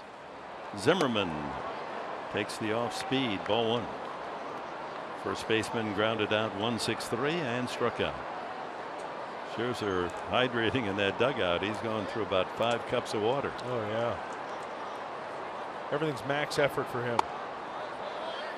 Well, third time around now for Zimmerman, Ramos, and Drew due up here. Colin Ray's done a fine job tonight, only giving up 1 run at this point. He's been hitting his spots quite nicely. Falls behind Zimmerman. Smothers that one foul. It's time now for In the Driver's Seat, brought to you by Kia. And Colin Ray has been behind the wheel tonight. 6 innings, only 3 hits, 1 run, 1 walk, and 6 punch-outs. The only walk came around to score. He's buckled in nicely. He's feeling the rich leather seats. He's got the seat warmer on. Very comfortable right now. Wouldn't the AC be better in the summer than that seat warmer? Yeah, that's true. Good call. The Chicago boy never forgets the cold. Back to the mound and off the glove of Ray, and that means that second baseman Schimpf has to make the play. 1-4-3. They have saved a base hit by climbing the ladder and deflecting that. Pitcher Ray.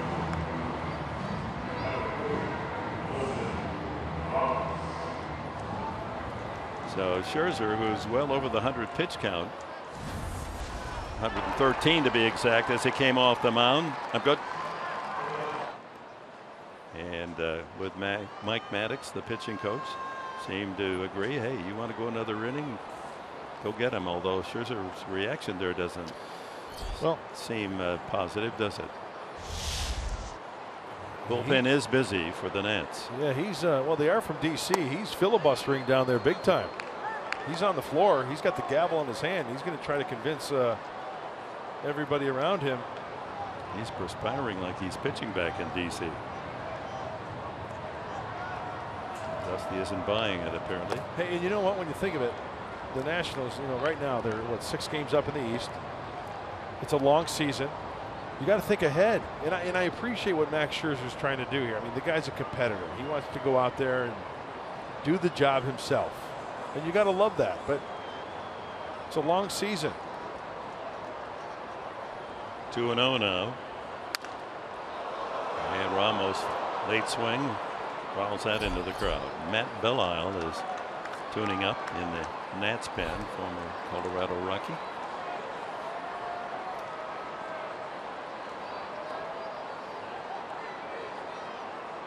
Ramos tapped to the mound, and a good play made on a slow roller to third. Good play by both Wallace and Myers.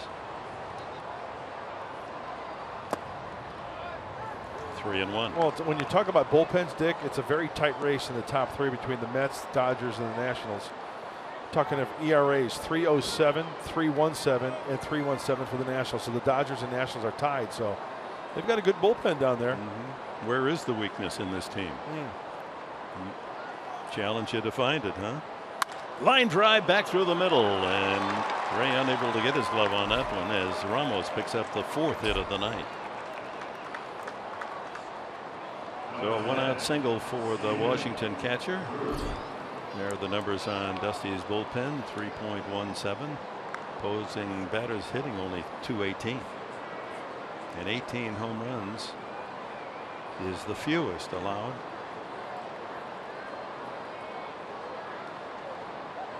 Or is that the most allowed if they're first? Fewest. Confusing.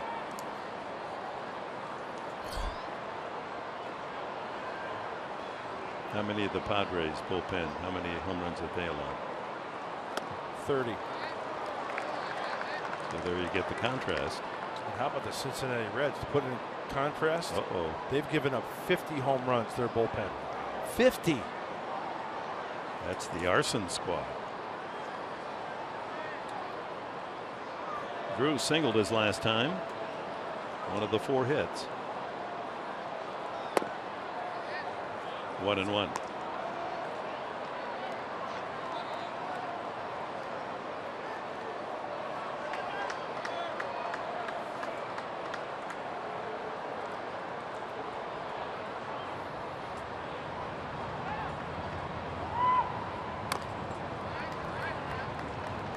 Good off speed, had Drew out in front. Giants won tonight at Tampa Bay 6-4. They start action on this Saturday with a 6.5 game lead over the Dodgers.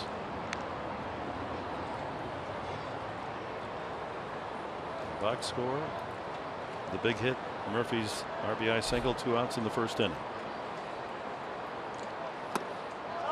Inside, not by much. Could have gone either way. He called that earlier in the game, remember? Mm-hmm. That high strike. So 2-2.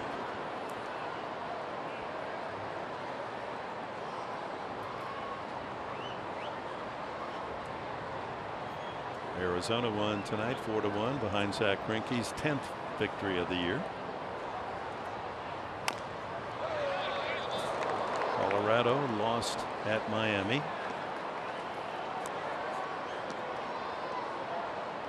Dodgers are beating Milwaukee 8-5. 6th inning. Shift on for Drew, although Schimpf has to stay on the infield dirt with the man at first base. In the dirt. So a full count. So Ray, who has been getting in front of the hitters, falling behind 3-1 on Ramos, and now a full count. Well, he's doing a fine job with the pitch count. That was the 81st pitch for the right-hander. Andy Green says he's running. Identical totals. 1 run, 4 hits, no errors, 3 left for both sides. Boy, strike him out, throw him out would be nice here. Oh, he lost him, ball 4, only the second walk of the night. So trouble here in the top of the 7th inning as the Nationals have 2 men on with 1 out. Nobody sees sports quite the way Colin Cowherd and Jason Whitlock do. The brains to know and the guts to say. Catch Colin and Jason on FS1's new daily sports talk show, Speak for Yourself. I guess they're going to be here during the All-Star break and using our Fox Sports San Diego studios. Go over there and get some autographs. Sure, why not? Here comes manager Green, and that's going to be all for Colin Ray. 1 out here in the 7th inning. Maybe running out of gas with 2 men on. And the bullpen has been beckoned. And Ray, a solid performance tonight, and gets a good hand as he walks off.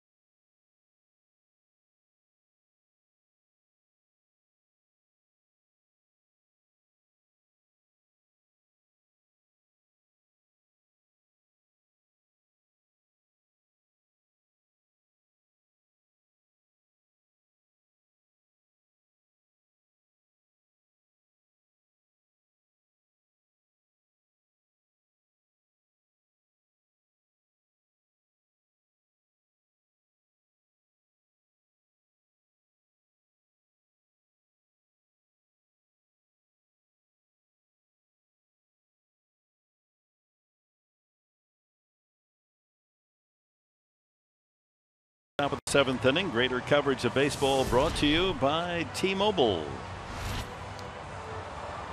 MLB news and notes. Tim Lincecum, first start as an Angel, and he gets the win 7-1 at Oakland.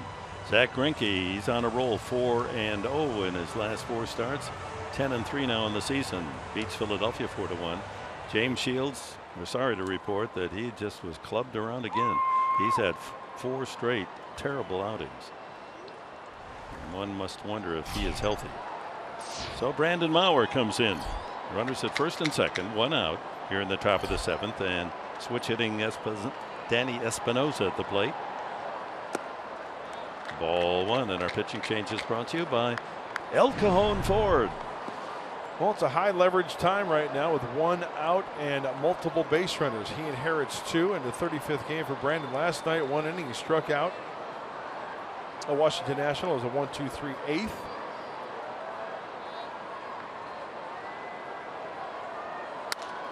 High fly ball, right center. Kemp comes in and calls in front of Jay. 2 away. Runners hold.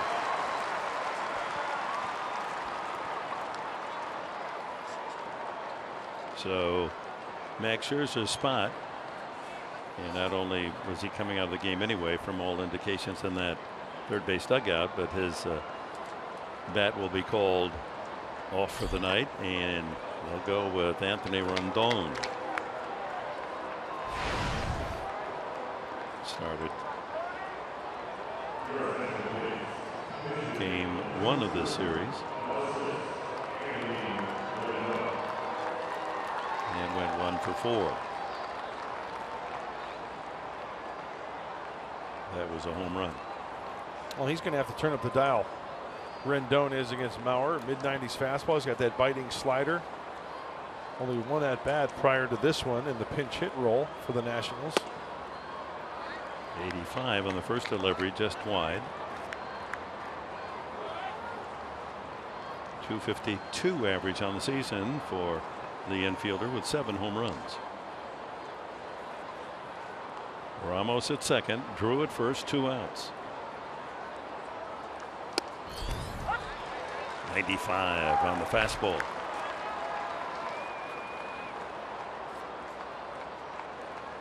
So just to complete our work on the 2 no-hitters in 1 season, we had, of course, Scherzer, Nolan Ryan, Johnny Vandermeer.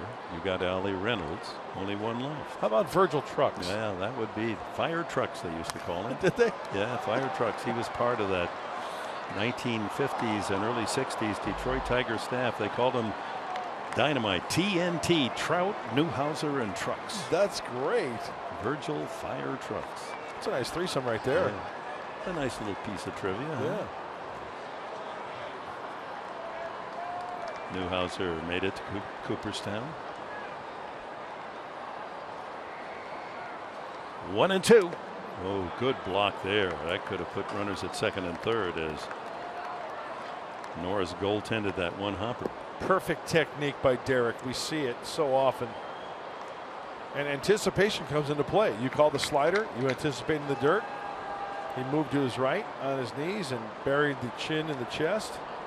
Did a nice job. 2 balls, 2 strikes to the pinch hitter Rondon.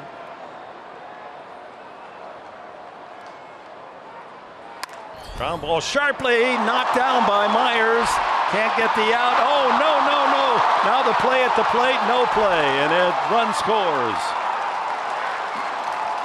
Oh, and trying to make the miracle out at first rather than just holding the ball, the runner would not have scored. They would have held the runner at third. A great stop by Myers to prevent the ball going into the outfield to score a run, but in trying to make the miracle throw to Mauer covering, this is what cost the run. Oh, what a great job by Will Myers. As you mentioned, Dick, preventing that ball from rattling down the corner. Brandon Mauer was there.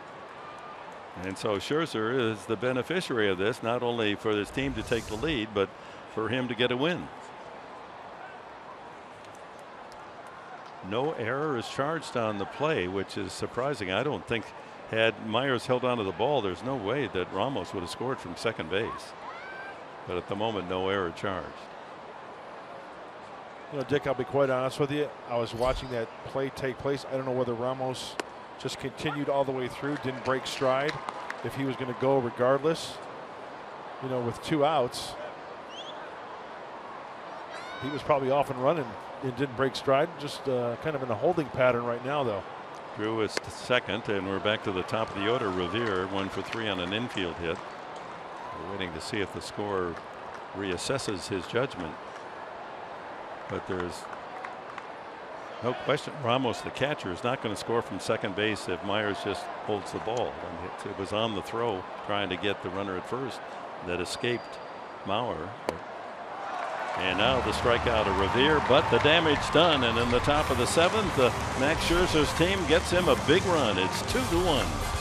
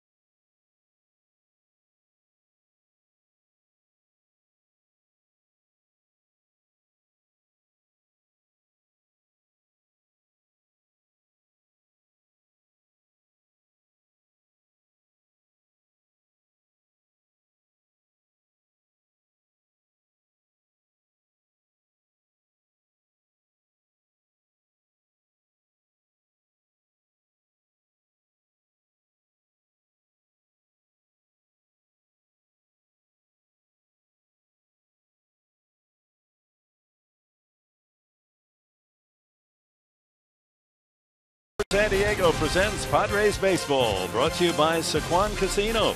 Sign up for the new Padres Club Card today. By RCP Block and Bricks. Start your outdoor project at rcpblock.com. And by Mercury Insurance. We're on a mission to save you money. Log on to mercuryinsurance.com today. So the Nationals take the lead 2-1. And the new pitcher is Matt Belisle. Rendon stays in the game at third base. Well, a veteran presence for the Nationals, having met Belisle in that bullpen. His 9th appearance. Has been around for a long, long time. See if the Padres now can get that run back. But it's worth mentioning again, the Nationals tied for second in the National League under the bullpen with a 3.17 ERA. Melvin Upton Jr. leads it off here in the stretch half of the 7th inning with Schimpf and Norris to follow. And Doan stays in the game at third, replacing Drew.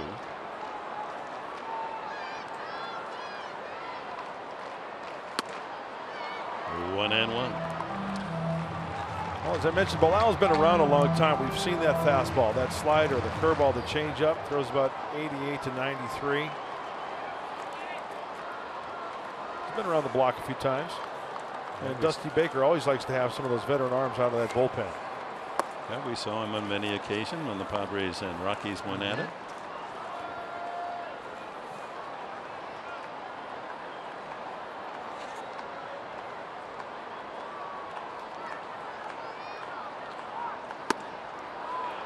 Two and two. Belisle has only had a handful of appearances so far this year. He's off the disabled list. He's pitched in 6 games without allowing a run.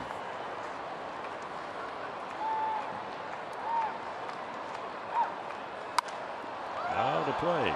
Upton flirted with a home run his first time up. Sent Harper all the way to the wall in right field. Struck out his last time. So Scherzer goes 6 innings, allows 1 runner and 4 hits, no walks, and 10 strikeouts. We're still waiting for the score. It seems unfair to Colin Ray that they could hold that an earned run. The run scored top half of the inning. Yeah, it should have been an error on the toss from Will Myers, correct? Yeah, the infield hit. Right. But an error, run scores on the air. Right. No RBI. But right now it is that infield hit RBI. Pulled foul.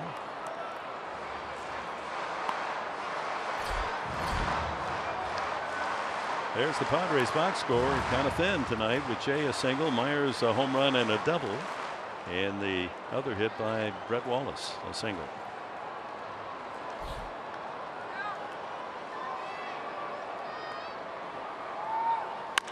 Pulled to third by Rondon into left field. That took a high kick and away from the glove of the third baseman, and Upton leads off the Padres seventh with a base hit.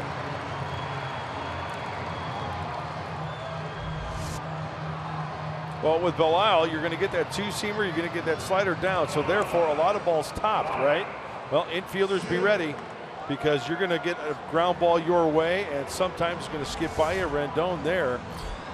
Only 3 errors this year. That's probably going to be a base hit, but still, he's pretty sure-handed down there. I've seen him make many a good play down there at third base. And it took a high kicking out there, didn't it? You could see the ball landed just in front of home plate, and then the second bounce had a lot of overspin. Schimpf up twice, punched out twice by Scherzer.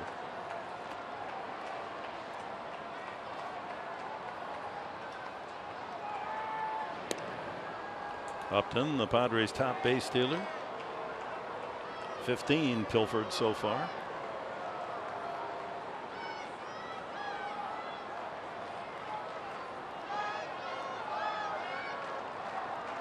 Dangerous lead.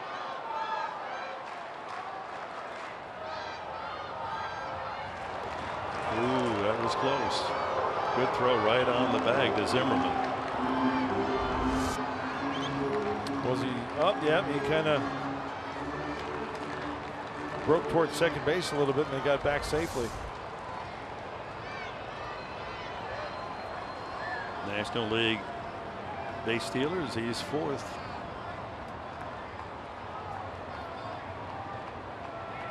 Uh-oh, he was leaning again, but the throw was on the home plate side of the bag, and Zimmerman no chance to tag him.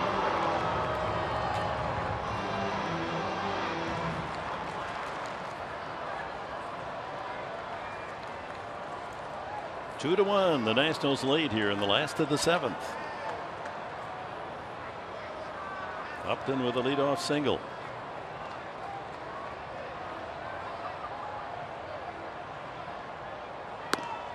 And the pitch is away. Ball one to Schimpf.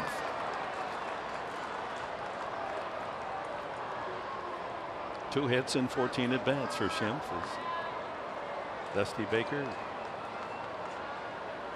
he loves that spot right against the railing, or in this case right up the top of the dugout steps.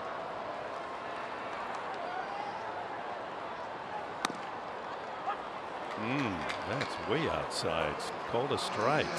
Yeah, the strike zone has been inconsistent, and that happens. Instead of 2-0, the count levels at 1-1. Yeah, it's very subjective. We know that different umpires have different zones, not only on the night or the way they call a game, but from pitch to pitch. Yeah, you're right though, Dick. You get the bat taken out of your hand, it changes the whole complexion of the at bat. Now it's a ball, 2 strikes instead of 2-1. Derek Norris is on deck.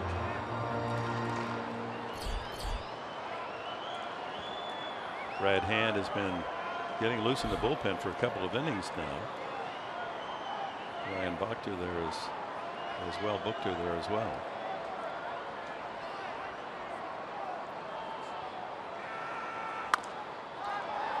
Fly ball softly into foul territory, and an easy chance for Rondon for the first out. So let's go back to the scoring play of the Nationals and watch Rondon. Now he's at second base. The ball knocked down by Myers, and at this point Rondon, he stops, but then Ramos rather, and because of the play made at first trying to make the miracle out, Rondon scores. You know what, after looking at the play again, I think the error, if it should be one, should be on Mauer, because it was not a bad feed from Myers after the second look. It was right there about chest high, about maybe surprising shoulder high. how he got the ball there in time. So if there's an error to be charged, I think it would be on Mauer, not Will Myers.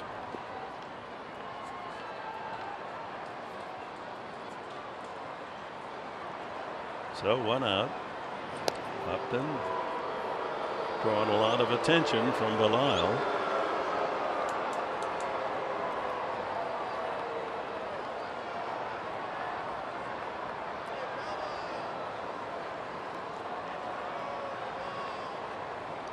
Norris has popped up and struck out.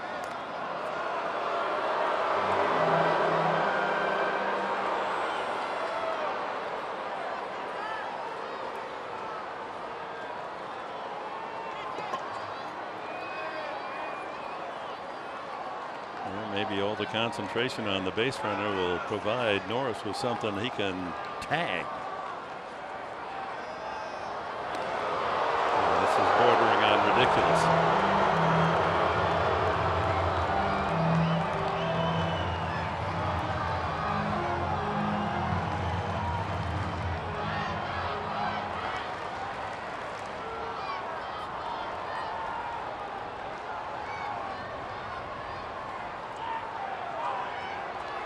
12 pitches to the plate and at least that many to first base here in the inning. Oh, a little high. He tried to fight that off and go the opposite way.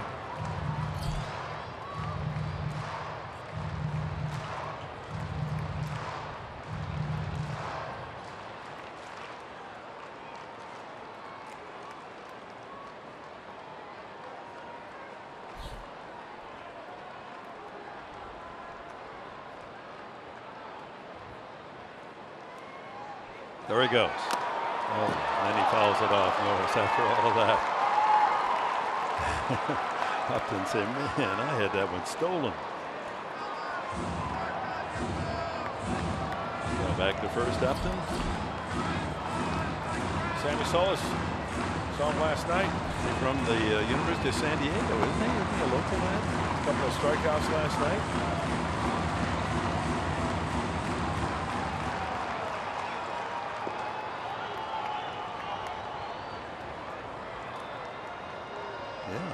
From USD.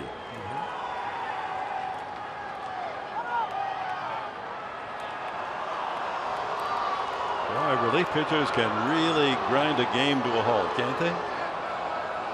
It's part of their DNA. And it's not just Belisle. Most are guilty. And you get the nice pace of a Max Scherzer and Colin Ray keeping the nice flow to the game.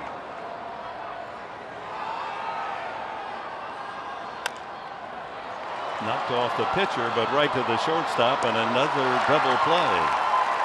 That was room service. 6-3 double play, and that's it for the Padres in the 7th, and that's lead by 1.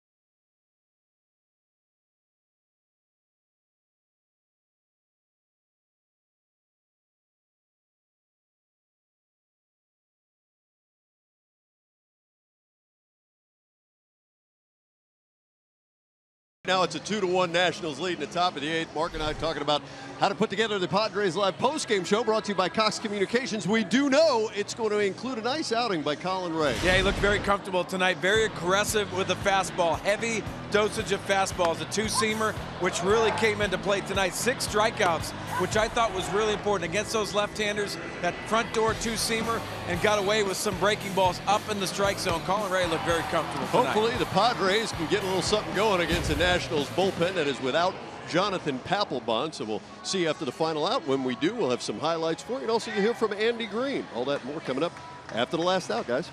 Well, that's good eating M&Ms, you know. Oh, yeah. Mike and Mark. Right after the game, and hopefully Brad Hand and the bullpen can check the Nationals these last 2 innings, and the Padres can rally. Hand making his 32nd appearance of the year. 32nd game for the left-hander Hand, and he's allowing his opponents to only hit .230 off him. 47 strikeouts, most strikeouts for relievers on the team. Very integral part of that Padre bullpen. 3 lefties out there. Taylor leads it off here in the 8th and lines a shot ball right off the glove of Ramirez. Boy, that was a shot. He got out there a little too quickly for the Padres shortstop, and he was unable to put a leather on it, and Taylor leads off with a hit.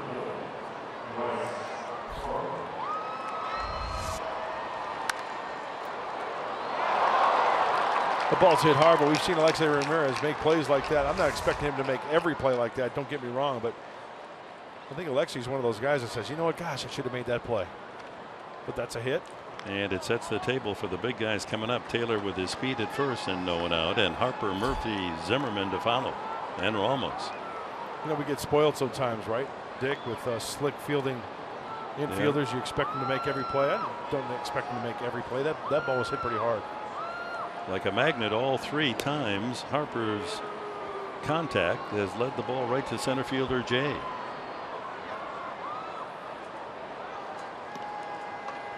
Well, just think about this National lineup when Harper starts hitting.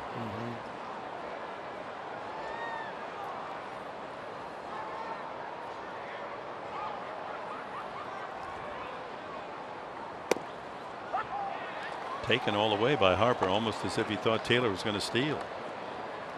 You know, it's funny you say that, Dick, about Harper and once he starts hitting, because the Nationals, they've won 14 of their last 18. And the offense has scored 6.2 runs per game during that time. So that just goes to show you the other guys are picking up. The other guys. Not that he's having a bad year. He's got 14 homers and is driven in 42, but a .250 average, that doesn't calculate. Fouled at the plate. That got him in the foot or shin.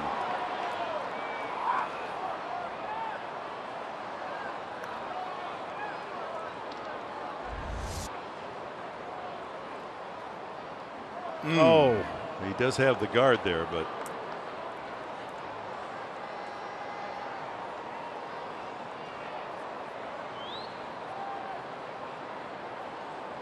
you know, that's like a catcher getting a foul tip off that knee with the guard. That still hurts.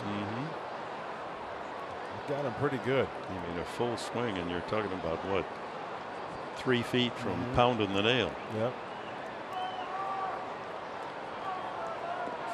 34,113 on a summer's night here at Petco Park.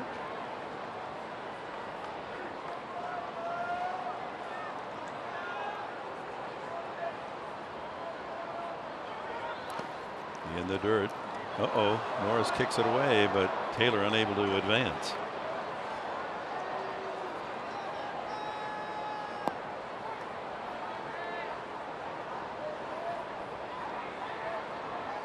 Davey Lopes there coaching at first base. He knew how to steal a base 557 times. Successful in his terrific career. Great baseball man right there. It was fun when he was a coach with the Padres. Learned a lot from Davey.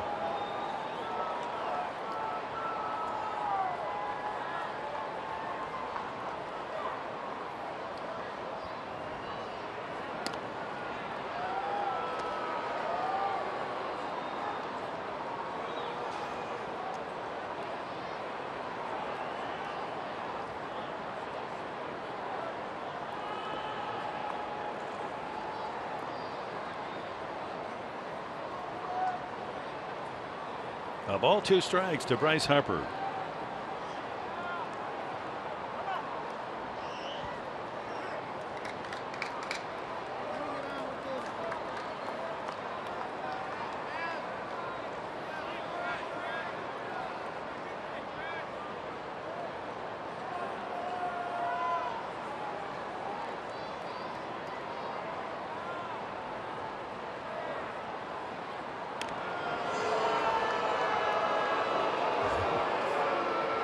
Booing pitchers from both sides for their throws to first.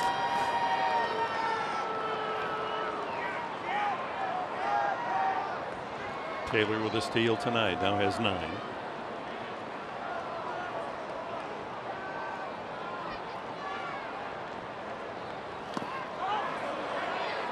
Able to hold back.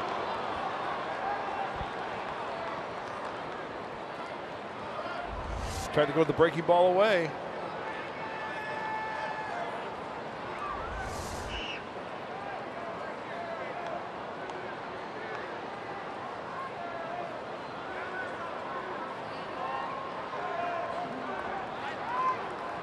Washington uniforms had the block W, the script W. You like that look, that logo? I love the W. I really do. Take it back to the Senators' days. Yeah, but that was more of a block. This is the script. I don't know. There goes the runner and the ground ball to the second baseman. Shrimp with the out. They get one big out, but the runner Taylor into scoring position for Murphy and Zimmerman. Well, in today's game, we and the entire major leagues participating in the home run challenge to benefit prostate cancer research. So far, after 5 days this week, $1,700,000 has been raised. You can make a pledge by going to homerunchallenge.org. Daniel Murphy knocked in the first run of the game in the first inning when Taylor walked, stole second. With 2 outs, Murphy singled to center, knocking in his 46th run, leading the club, and here he has another chance.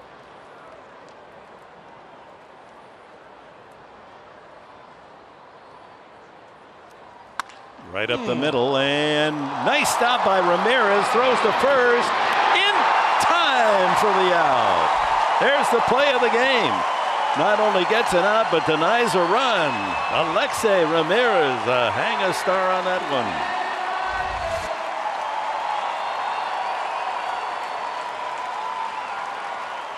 And again, another terrific a snow cone pickup by Myers at first. That is a big league play. Saves a run and a nice pick by Myers all the way around. A tip of the cap.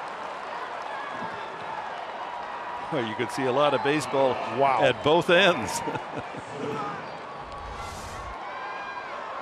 Well, you pay for all the leather, you might as well use it. Sure. Right out to the rim. Well, Dusty Baker denied an insurance run so far. Taylor over to third. And here's Ryan Zimmerman 0 for 3 tonight. He's hit a couple of balls back to the mound, deflected to short and to second for outs. Andy Green out to talk with plate umpire Brian Knight, and he's going to make a pitching change and a double switch.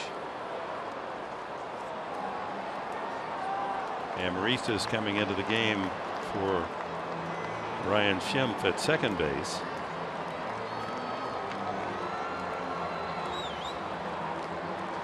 And the Quackmeister jogs in.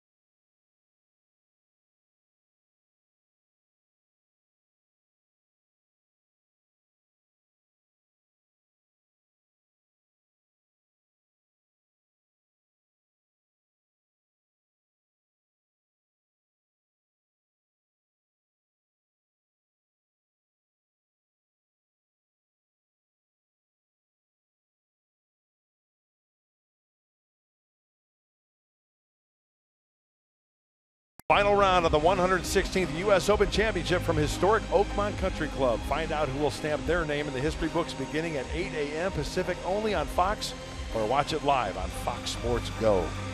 Boy, Father's Day is quite a sports day, isn't it? Yes. Around our country, the national championship in golf, one of the 4 majors. Baseball, of course, around the country, including here a 140 start. And then at night, the 7th and final game of the NBA season, as Cleveland goes to Golden State. Winner take all. Kevin Quackenbush, runner at third, 2 outs here in the top of the 8th inning. That is a huge, big inherited runner 90 feet away for the Nationals. Zimmerman takes in the dirt, ball 1. Amarista in at second base, and you can slide him in the 9th spot in the batting order. So he'll hit second in the bottom of the 8th inning.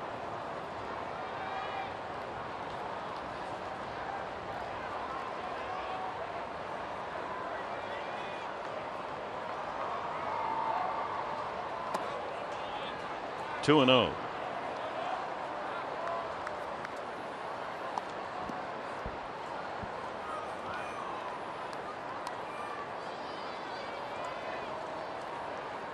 The new Washington Nationals, Zimmerman was their first big draft pick.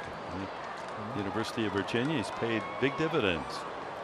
210 career home runs.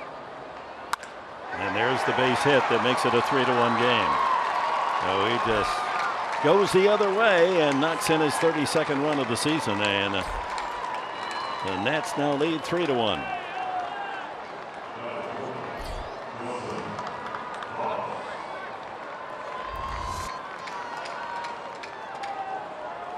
Oh, we know Ryan Zimmerman has pull power. We know he's got home run power. But he stays on that ball nicely there. Just rocket that ball the opposite way, realizing that there's a hole on that right side. And get a little insurance here in the 8th inning now to make it 3-1. 2-out RBI, just as the Nationals scored with 2 outs in the first inning.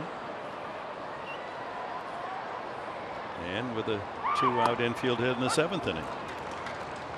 Wilson Ramos, RBI, or a single and scored a run in the 7th. 1 for 3.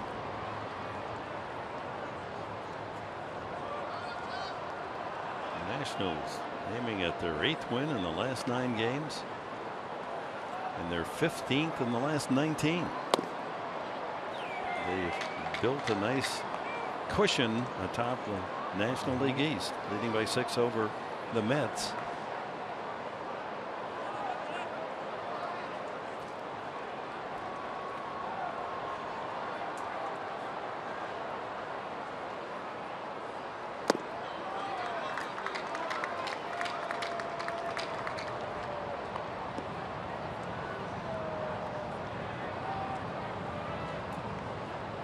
Mets were beaten at home by Atlanta 4-3 tonight. An opportunity for the Nationals to extend their lead. 2-1 to Ramos. Got into his kitchen and fouls that back toward the press box. And under the grasp of one of the knights of the keyboard.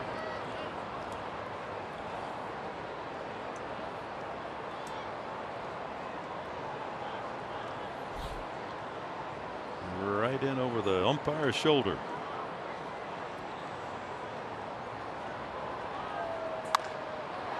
Right field, Kemp squeezes the final out, but a 2-out single by Zimmerman, and the Nationals now lead 3-1.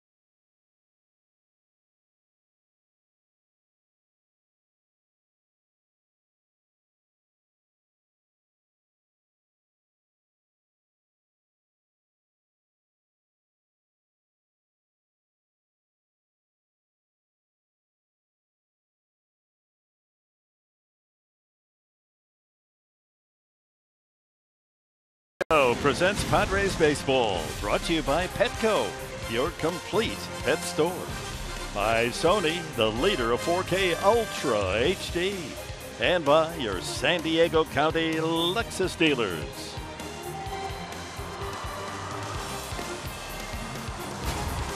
Bottom of the 8th inning we go, with the Nationals now leading 3-1.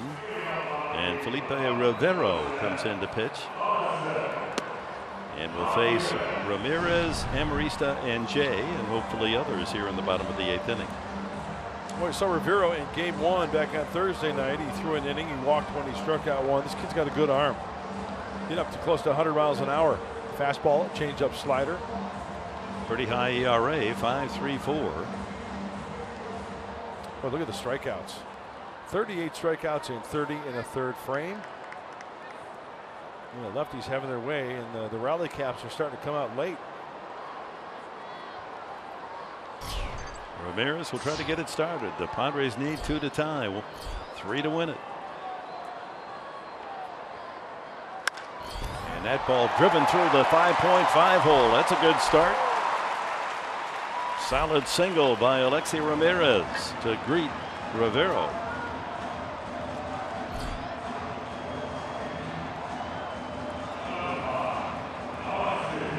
That'll bring the tying run to the plate here in the bottom of the 8th inning. It's the 6th hit of the night for the Padres. Amarista getting his first chance to swing the bat.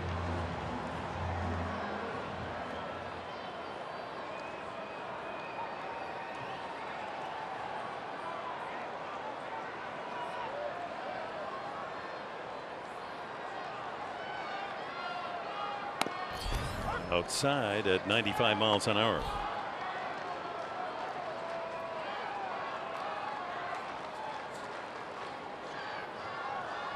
They called that a strike? Oh, yeah, he did. Another pitch well off the plate. Goodness.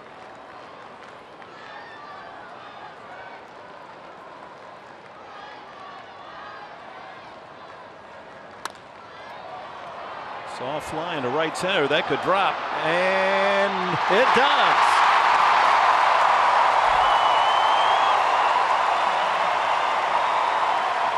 Taylor sprinting in from center field, but that's the classic Texas League base hit. Parachutes between 3 national defenders, and the Padres have the first 2 men on here in the 8th inning. Hit just right and lands just in the perfect area as Taylor was on the shortstop side of second base. He drew some leather on it, but couldn't squeeze it for the out. And that brings up the Padres' most successful hitter with men on base. John Jay, the leadoff hitter. He's well over 400 with runners in scoring position, and even higher with runners aboard.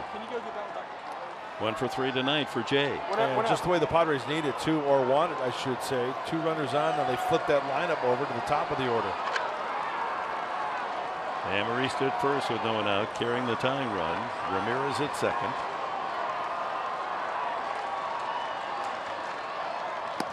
Outside, ball 1. Will Myers with a home run and a double on deck. Look at that. Runners in scoring position. Piscotty with the Cardinals, Adams with the Cardinals, and then Jay hitting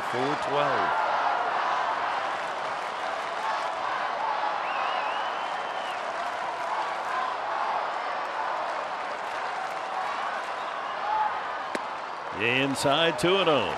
You know, you look at those numbers with runners on, and then numbers for John Jay hitting against left-handed pitching. .354 average for John Jay off of southpaws. Isn't that something? It's unbelievable. Blake Trinan, right-hander, heating up quickly. He can pop that mid at 95 plus. 2 aboard for the Padres, no one out. And ball 3.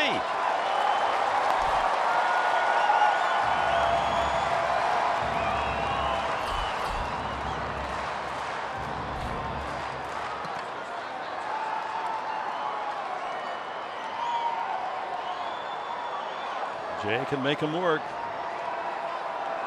Pitch away from loading him up.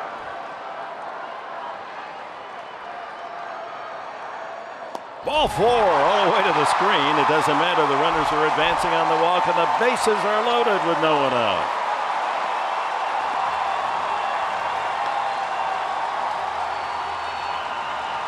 And that brings us to our Carl's Jr. star of the game, Wil Myers. First time up, right field, home run. His 9th of the month of June, his 16th on the season. Next time up, rifles it off the left field wall. Misses a home run by a few feet. And he's also added a stolen base tonight. Our star of the game, Wil Myers, and a chance to even add to his credentials with this at bat. Bases loaded. Mike Maddox, the pitching coach, out to try to encourage an out. Infield will play back, look for a double play. Or will they sacrifice, a run for a double play to get out of this mess? But a ground single sharply by Ramirez, a blue pit by Amarista, and a 4-pitch walk to John Jay, and they're full of Padres. That stirred up this crowd, 34,113. Could this script be any better written for this situation right now? That's the man you'd want up there. Matt Kemp to follow.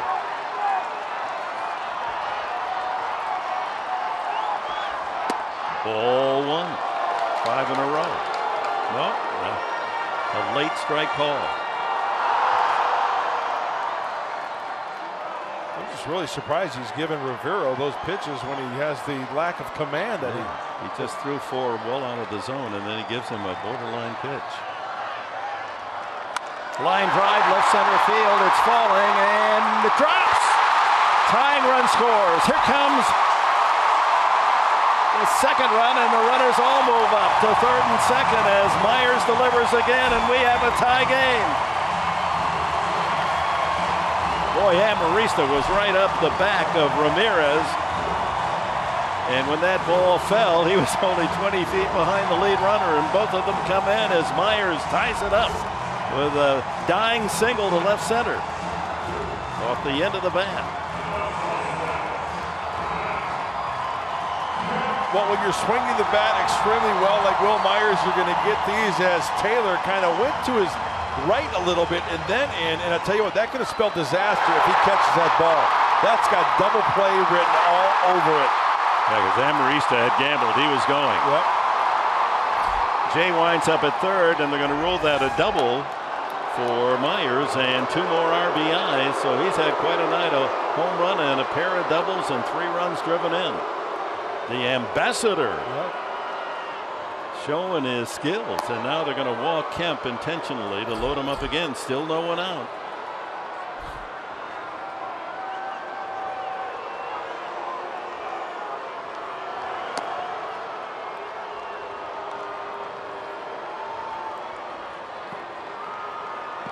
So in the inning, as Felipe Rivero came in, it's cost Scherzer a win.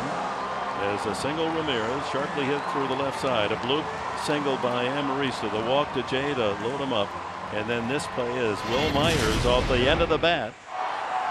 Well, the first pitch breaking ball, he's swinging the bat so well, he doesn't care. Throw me a pitch I can hit. Who cares if I got the bad call against me? I'll take that one off the end of the bat, drive in 2 runs, and be in scoring position to boot. The Padres do rally here in the bottom of the 8th inning to tie it up, and no one out, a chance to take the lead. Infield now will draw in Brett Wallace, so left-hander against left-hander. Wallace is 1 for 3 tonight. Breaking ball for a strike. Walls with Upton to follow.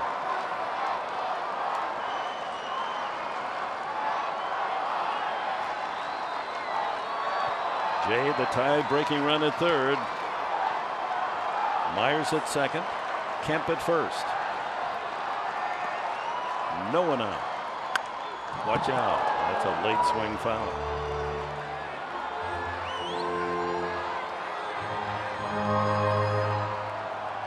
Well, here's the interesting thing now. 2 strikes. Does Rivero dare throw a breaky ball to try to waste one maybe and bounce it to the screen? Does he try to throw a located fastball down and away.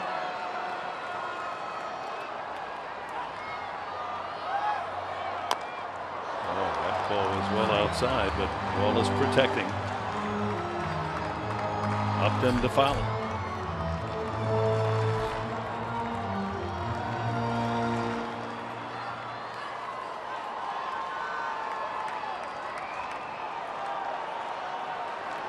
And there's Fernando. 2.5 months. He's not allowed a single earned run.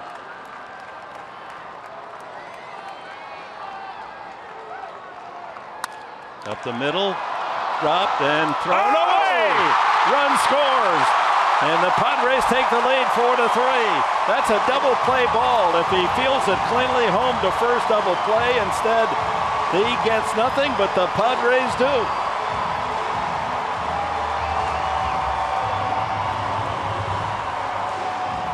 Wallace safe on the air. And here comes Dusty Baker, a long walk to the mound. He couldn't find the handle there and then works underneath. Oh, all the way back to the screen. A break the Padres needed. How about playing 8.5 tonight at Petco Park for the love of Pete? Yeah, Pete would love that. No RBI, doesn't matter. The Padres with 3 in the 8th, still no one out.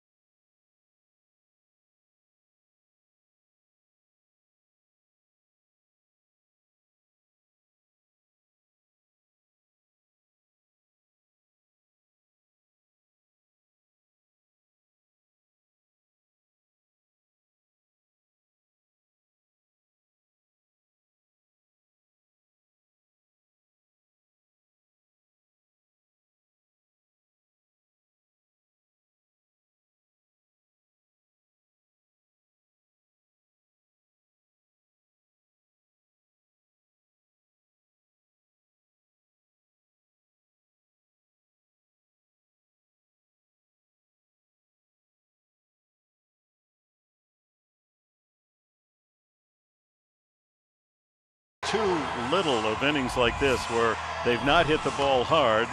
They've gotten a huge break here, a double play ball. And Felipe Rivero juggles and then misfires. And the tiebreaker comes home. 4-3 Padres. Oh, what a break for San Diego. It just goes to show you, you put the ball in play and good things can happen your way. Blake Trinan comes in to relieve for the Nationals. Still no one out and the bases are full. Myers is now over at third. Kemp at second and Wallace safe on that error at first base. And still nobody out. 7th man to bat in the inning. Melvin Upton. He's 1 for 3 with a long out to right field. Infield in.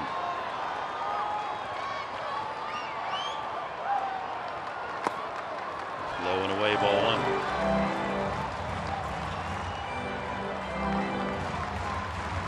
1. Infield tied, hitter's delight, Melvin.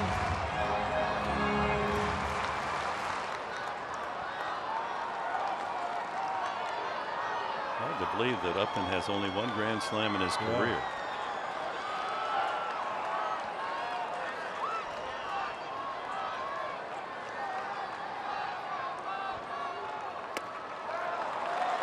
Two and 0.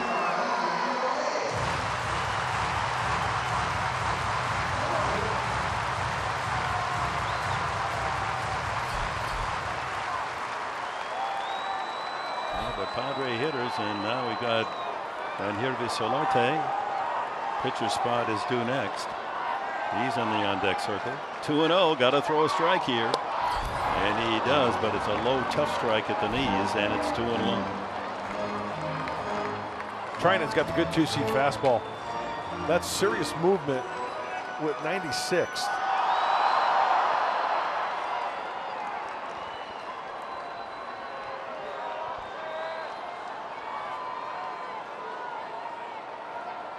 The action pitch, 2-1. 3-1.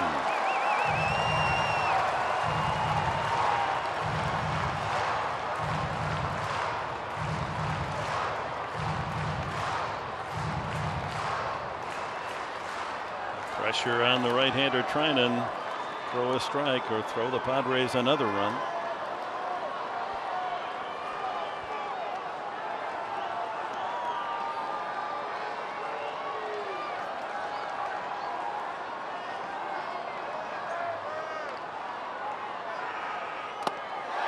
Five to 3.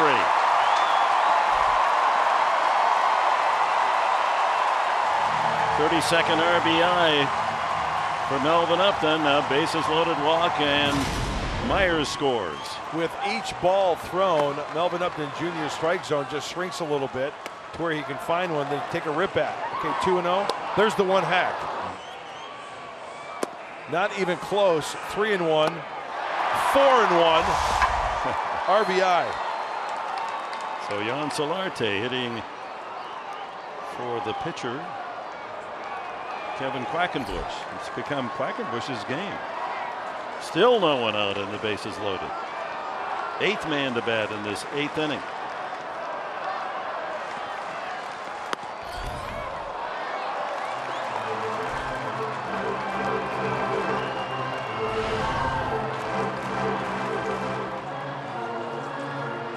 And the Padres' toughest man to strike out is at the plate, Solarte.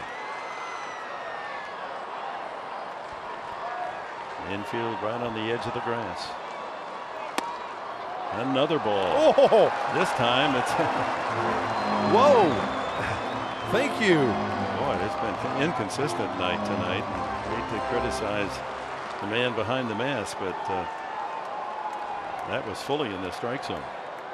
But when a pitcher isn't throwing strikes, umpires are tending to think anything close to, well, he's probably not going to miss. But that one came back over the plate nicely. Yes, it did. But Ramos was set up outside and reached back. Might have bore some influence.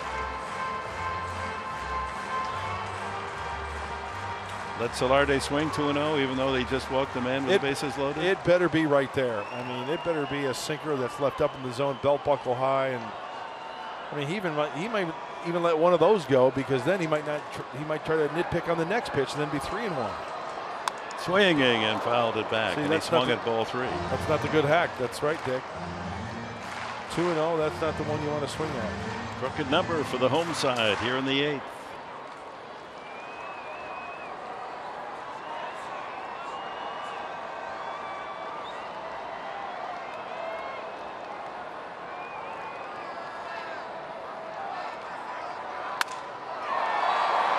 Shallow and left. That's falling.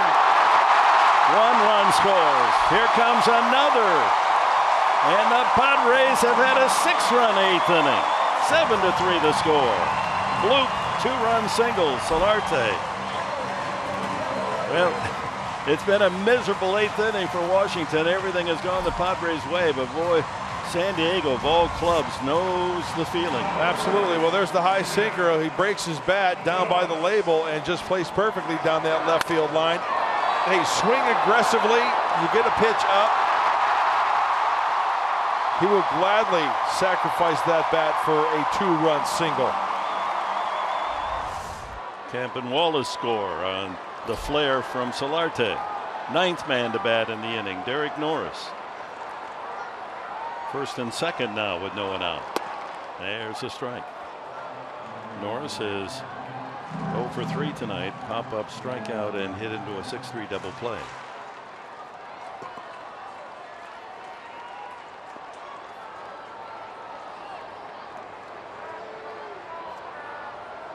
The only ball really hit hard by the Padres in the entire inning was the leadoff single by Ramirez. Jacked one through the hole. 0-2.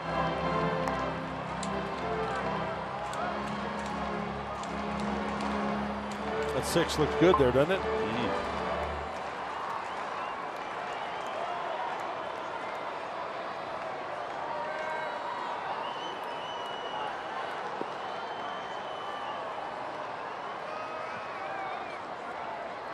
All the runs charged to Rivero.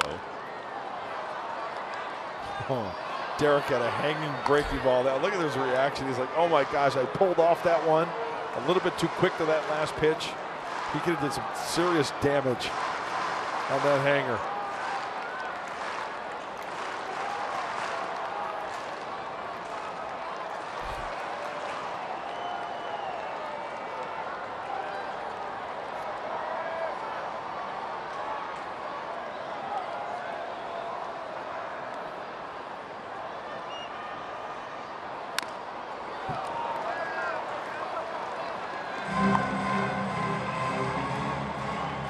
The Padres coming into this 8th inning had only the home run by Myers in the first inning and 4 hits. Well, Scherzer, Delisle gave 1, so 5 hits. And then they're finding all the open spaces. And helped out by a critical error on a double play ball by the reliever Felipe Rivero.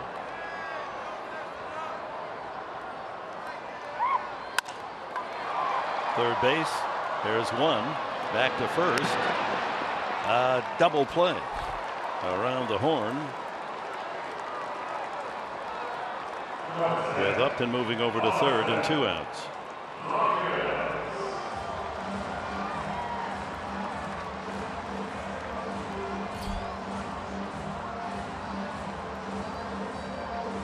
The 8th inning has not been a good inning offensively for the Padres, but it usually isn't for any team, because in the 8th inning often you have your top bullpen men ready to go, and they go right to right, left to left. So to score 6 runs here in the 8th inning is the season best. Previous high was 4. Well, here's the man that started it all as the Padres hit around. Ramirez with that sharp single through the left side.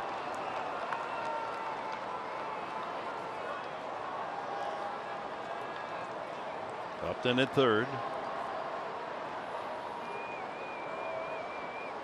Might as well get gritty. You never have enough. Absolutely, no question about it. Add on all you can. Waved at 1-1.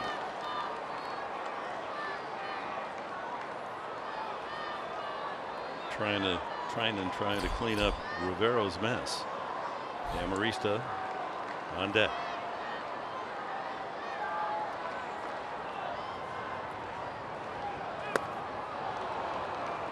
'94 on the heater.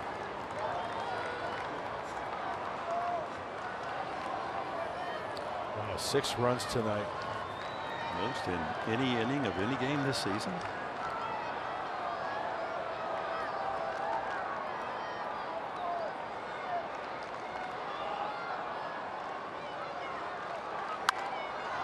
Popped up. And the first baseman Zimmerman clutches the final out. So 10 men come to a plate. And to correct that is right. Hard to believe they had not given up 6 runs in any game this season. 6 runs in an inning. Smelling salts, please.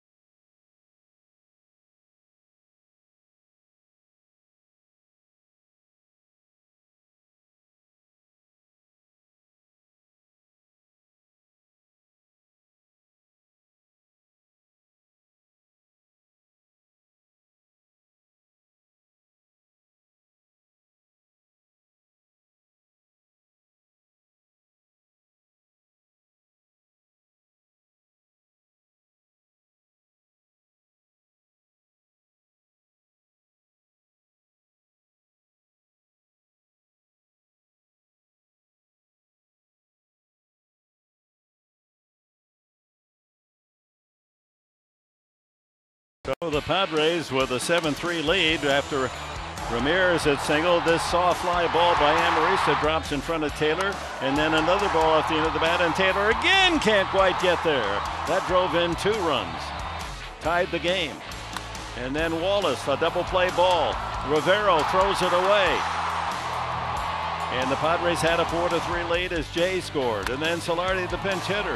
He has a limp line drive to left, and 2 more score. And the Padres with a 6-run 8th inning enjoy a 7-3 lead. Too few of those for Andy Green this year. Fernando Rodney, he's 13 for 13 in saves. This, of course, is not one. But trying to keep that 23rd and a 3rd inning streak of not allowing an earned run alive. Oh, great chance for San Diego to play 8.5 here at home. And how sweet does that sound?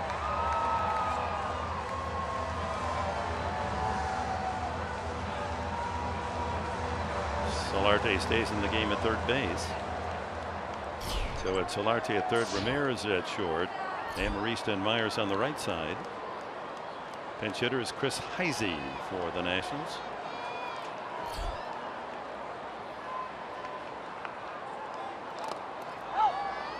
Trying to butt his way on. And a reminder, our game is presented as always in colorful HD by Sony. Heisey, then Espinoza, and Rendon here in the top of the 9th inning for the Nats. There's that changeup.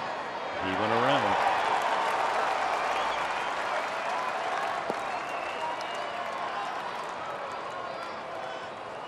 Nationals with a tremendous depth they enjoy. It's no surprise that they have a lot of good pinch hitting statistics. They have 19 total, and 9 of the pinch hits are home runs. Yes. And to put that in perspective, they only had 8 last year as a team. Inside.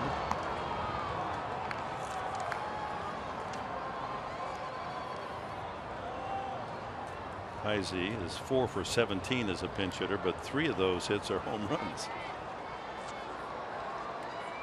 I always like this right-handed hitter, Cincinnati.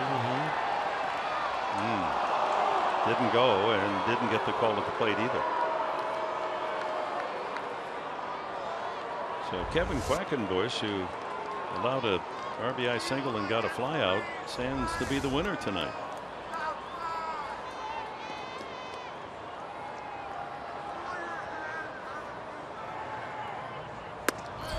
Right 3.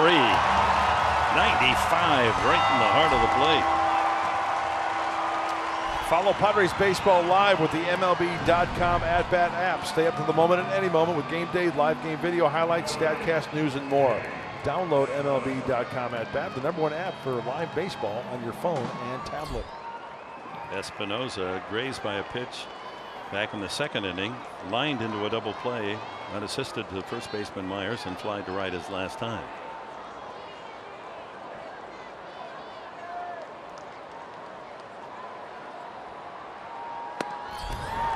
'95 again.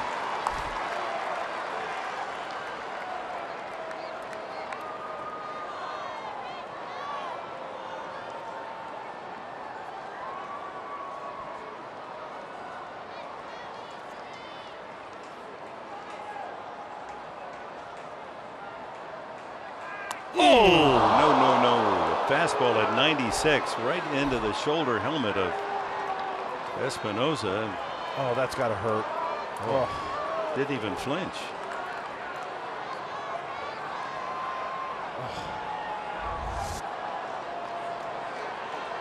Right on the A.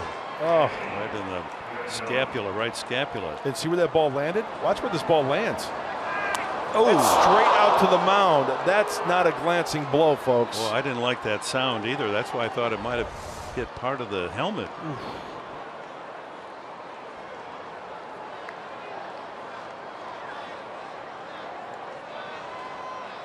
Logan Forsythe has been on the DL for a couple of months, hit on the back a similar pitch and broke that scapula shoulder blade. So here's Rendon.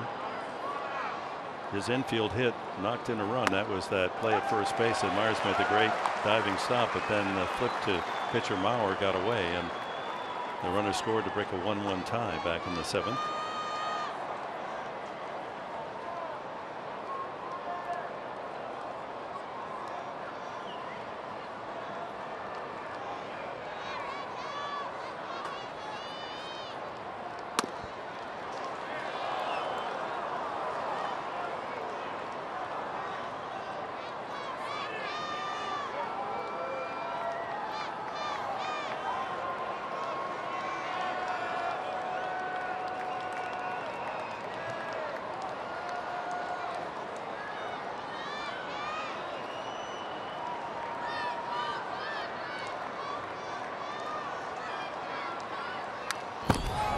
Big rip at a 95-mile-an-hour fastball, and the count's 1-2. Going back to that unusual statistic, it's testimony to how effective the bullpen for the Nationals has been all season.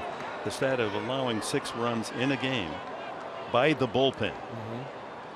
That's the first time that Dusty Baker's pen has failed him. It really fell on one shoulder. So Rivero gave up all 6 runs and threw in an error in the process.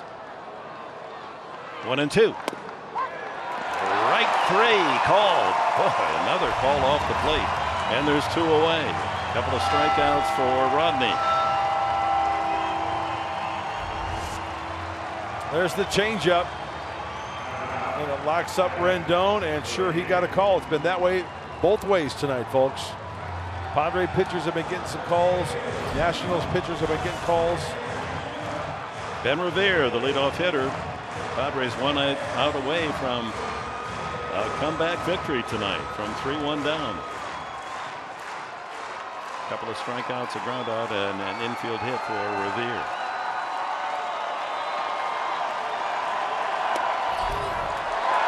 .95 strike.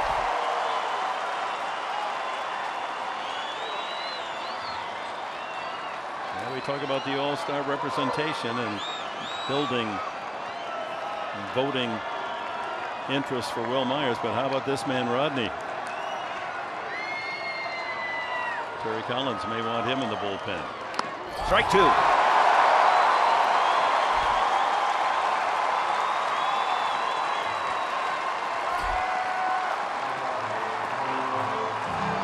I agree with you, Dick. Terry Collins should have Fernando Rodney on his radar, no doubt about it. I mean, there are a lot of good relievers, obviously, but you want the home team to have decent representation. Got to give a look at the ageless Rodney. A pitch away from going to the quiver. Goes with a changeup, 1-2. And should he be successful, the man who always helps him guide that arrow to the right spot up to salute his father is Will Myers. And what a night for Myers. 2 doubles, a home run, and 3 runs batted in.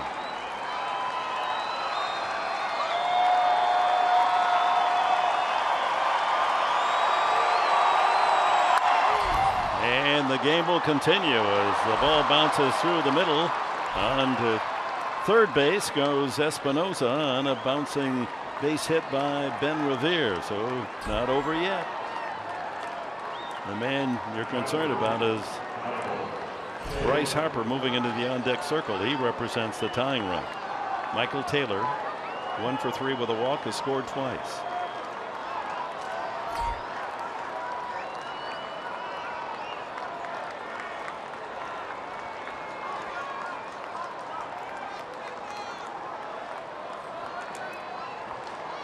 Espinosa at third, Revere at first with 2 outs. Top of the 9th.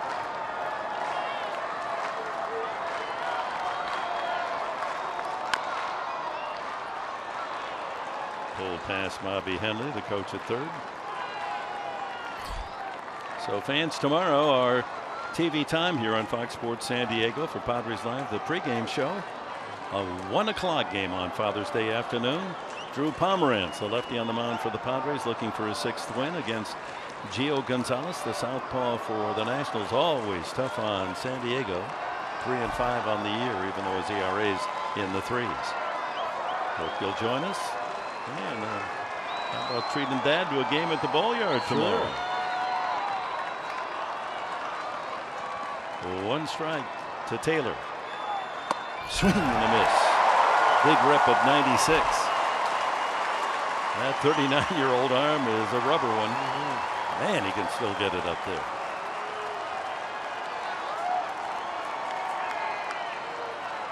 Well, the kids had their fedoras. Now they're hoping for a win and then enjoy the pyrotechnics to follow.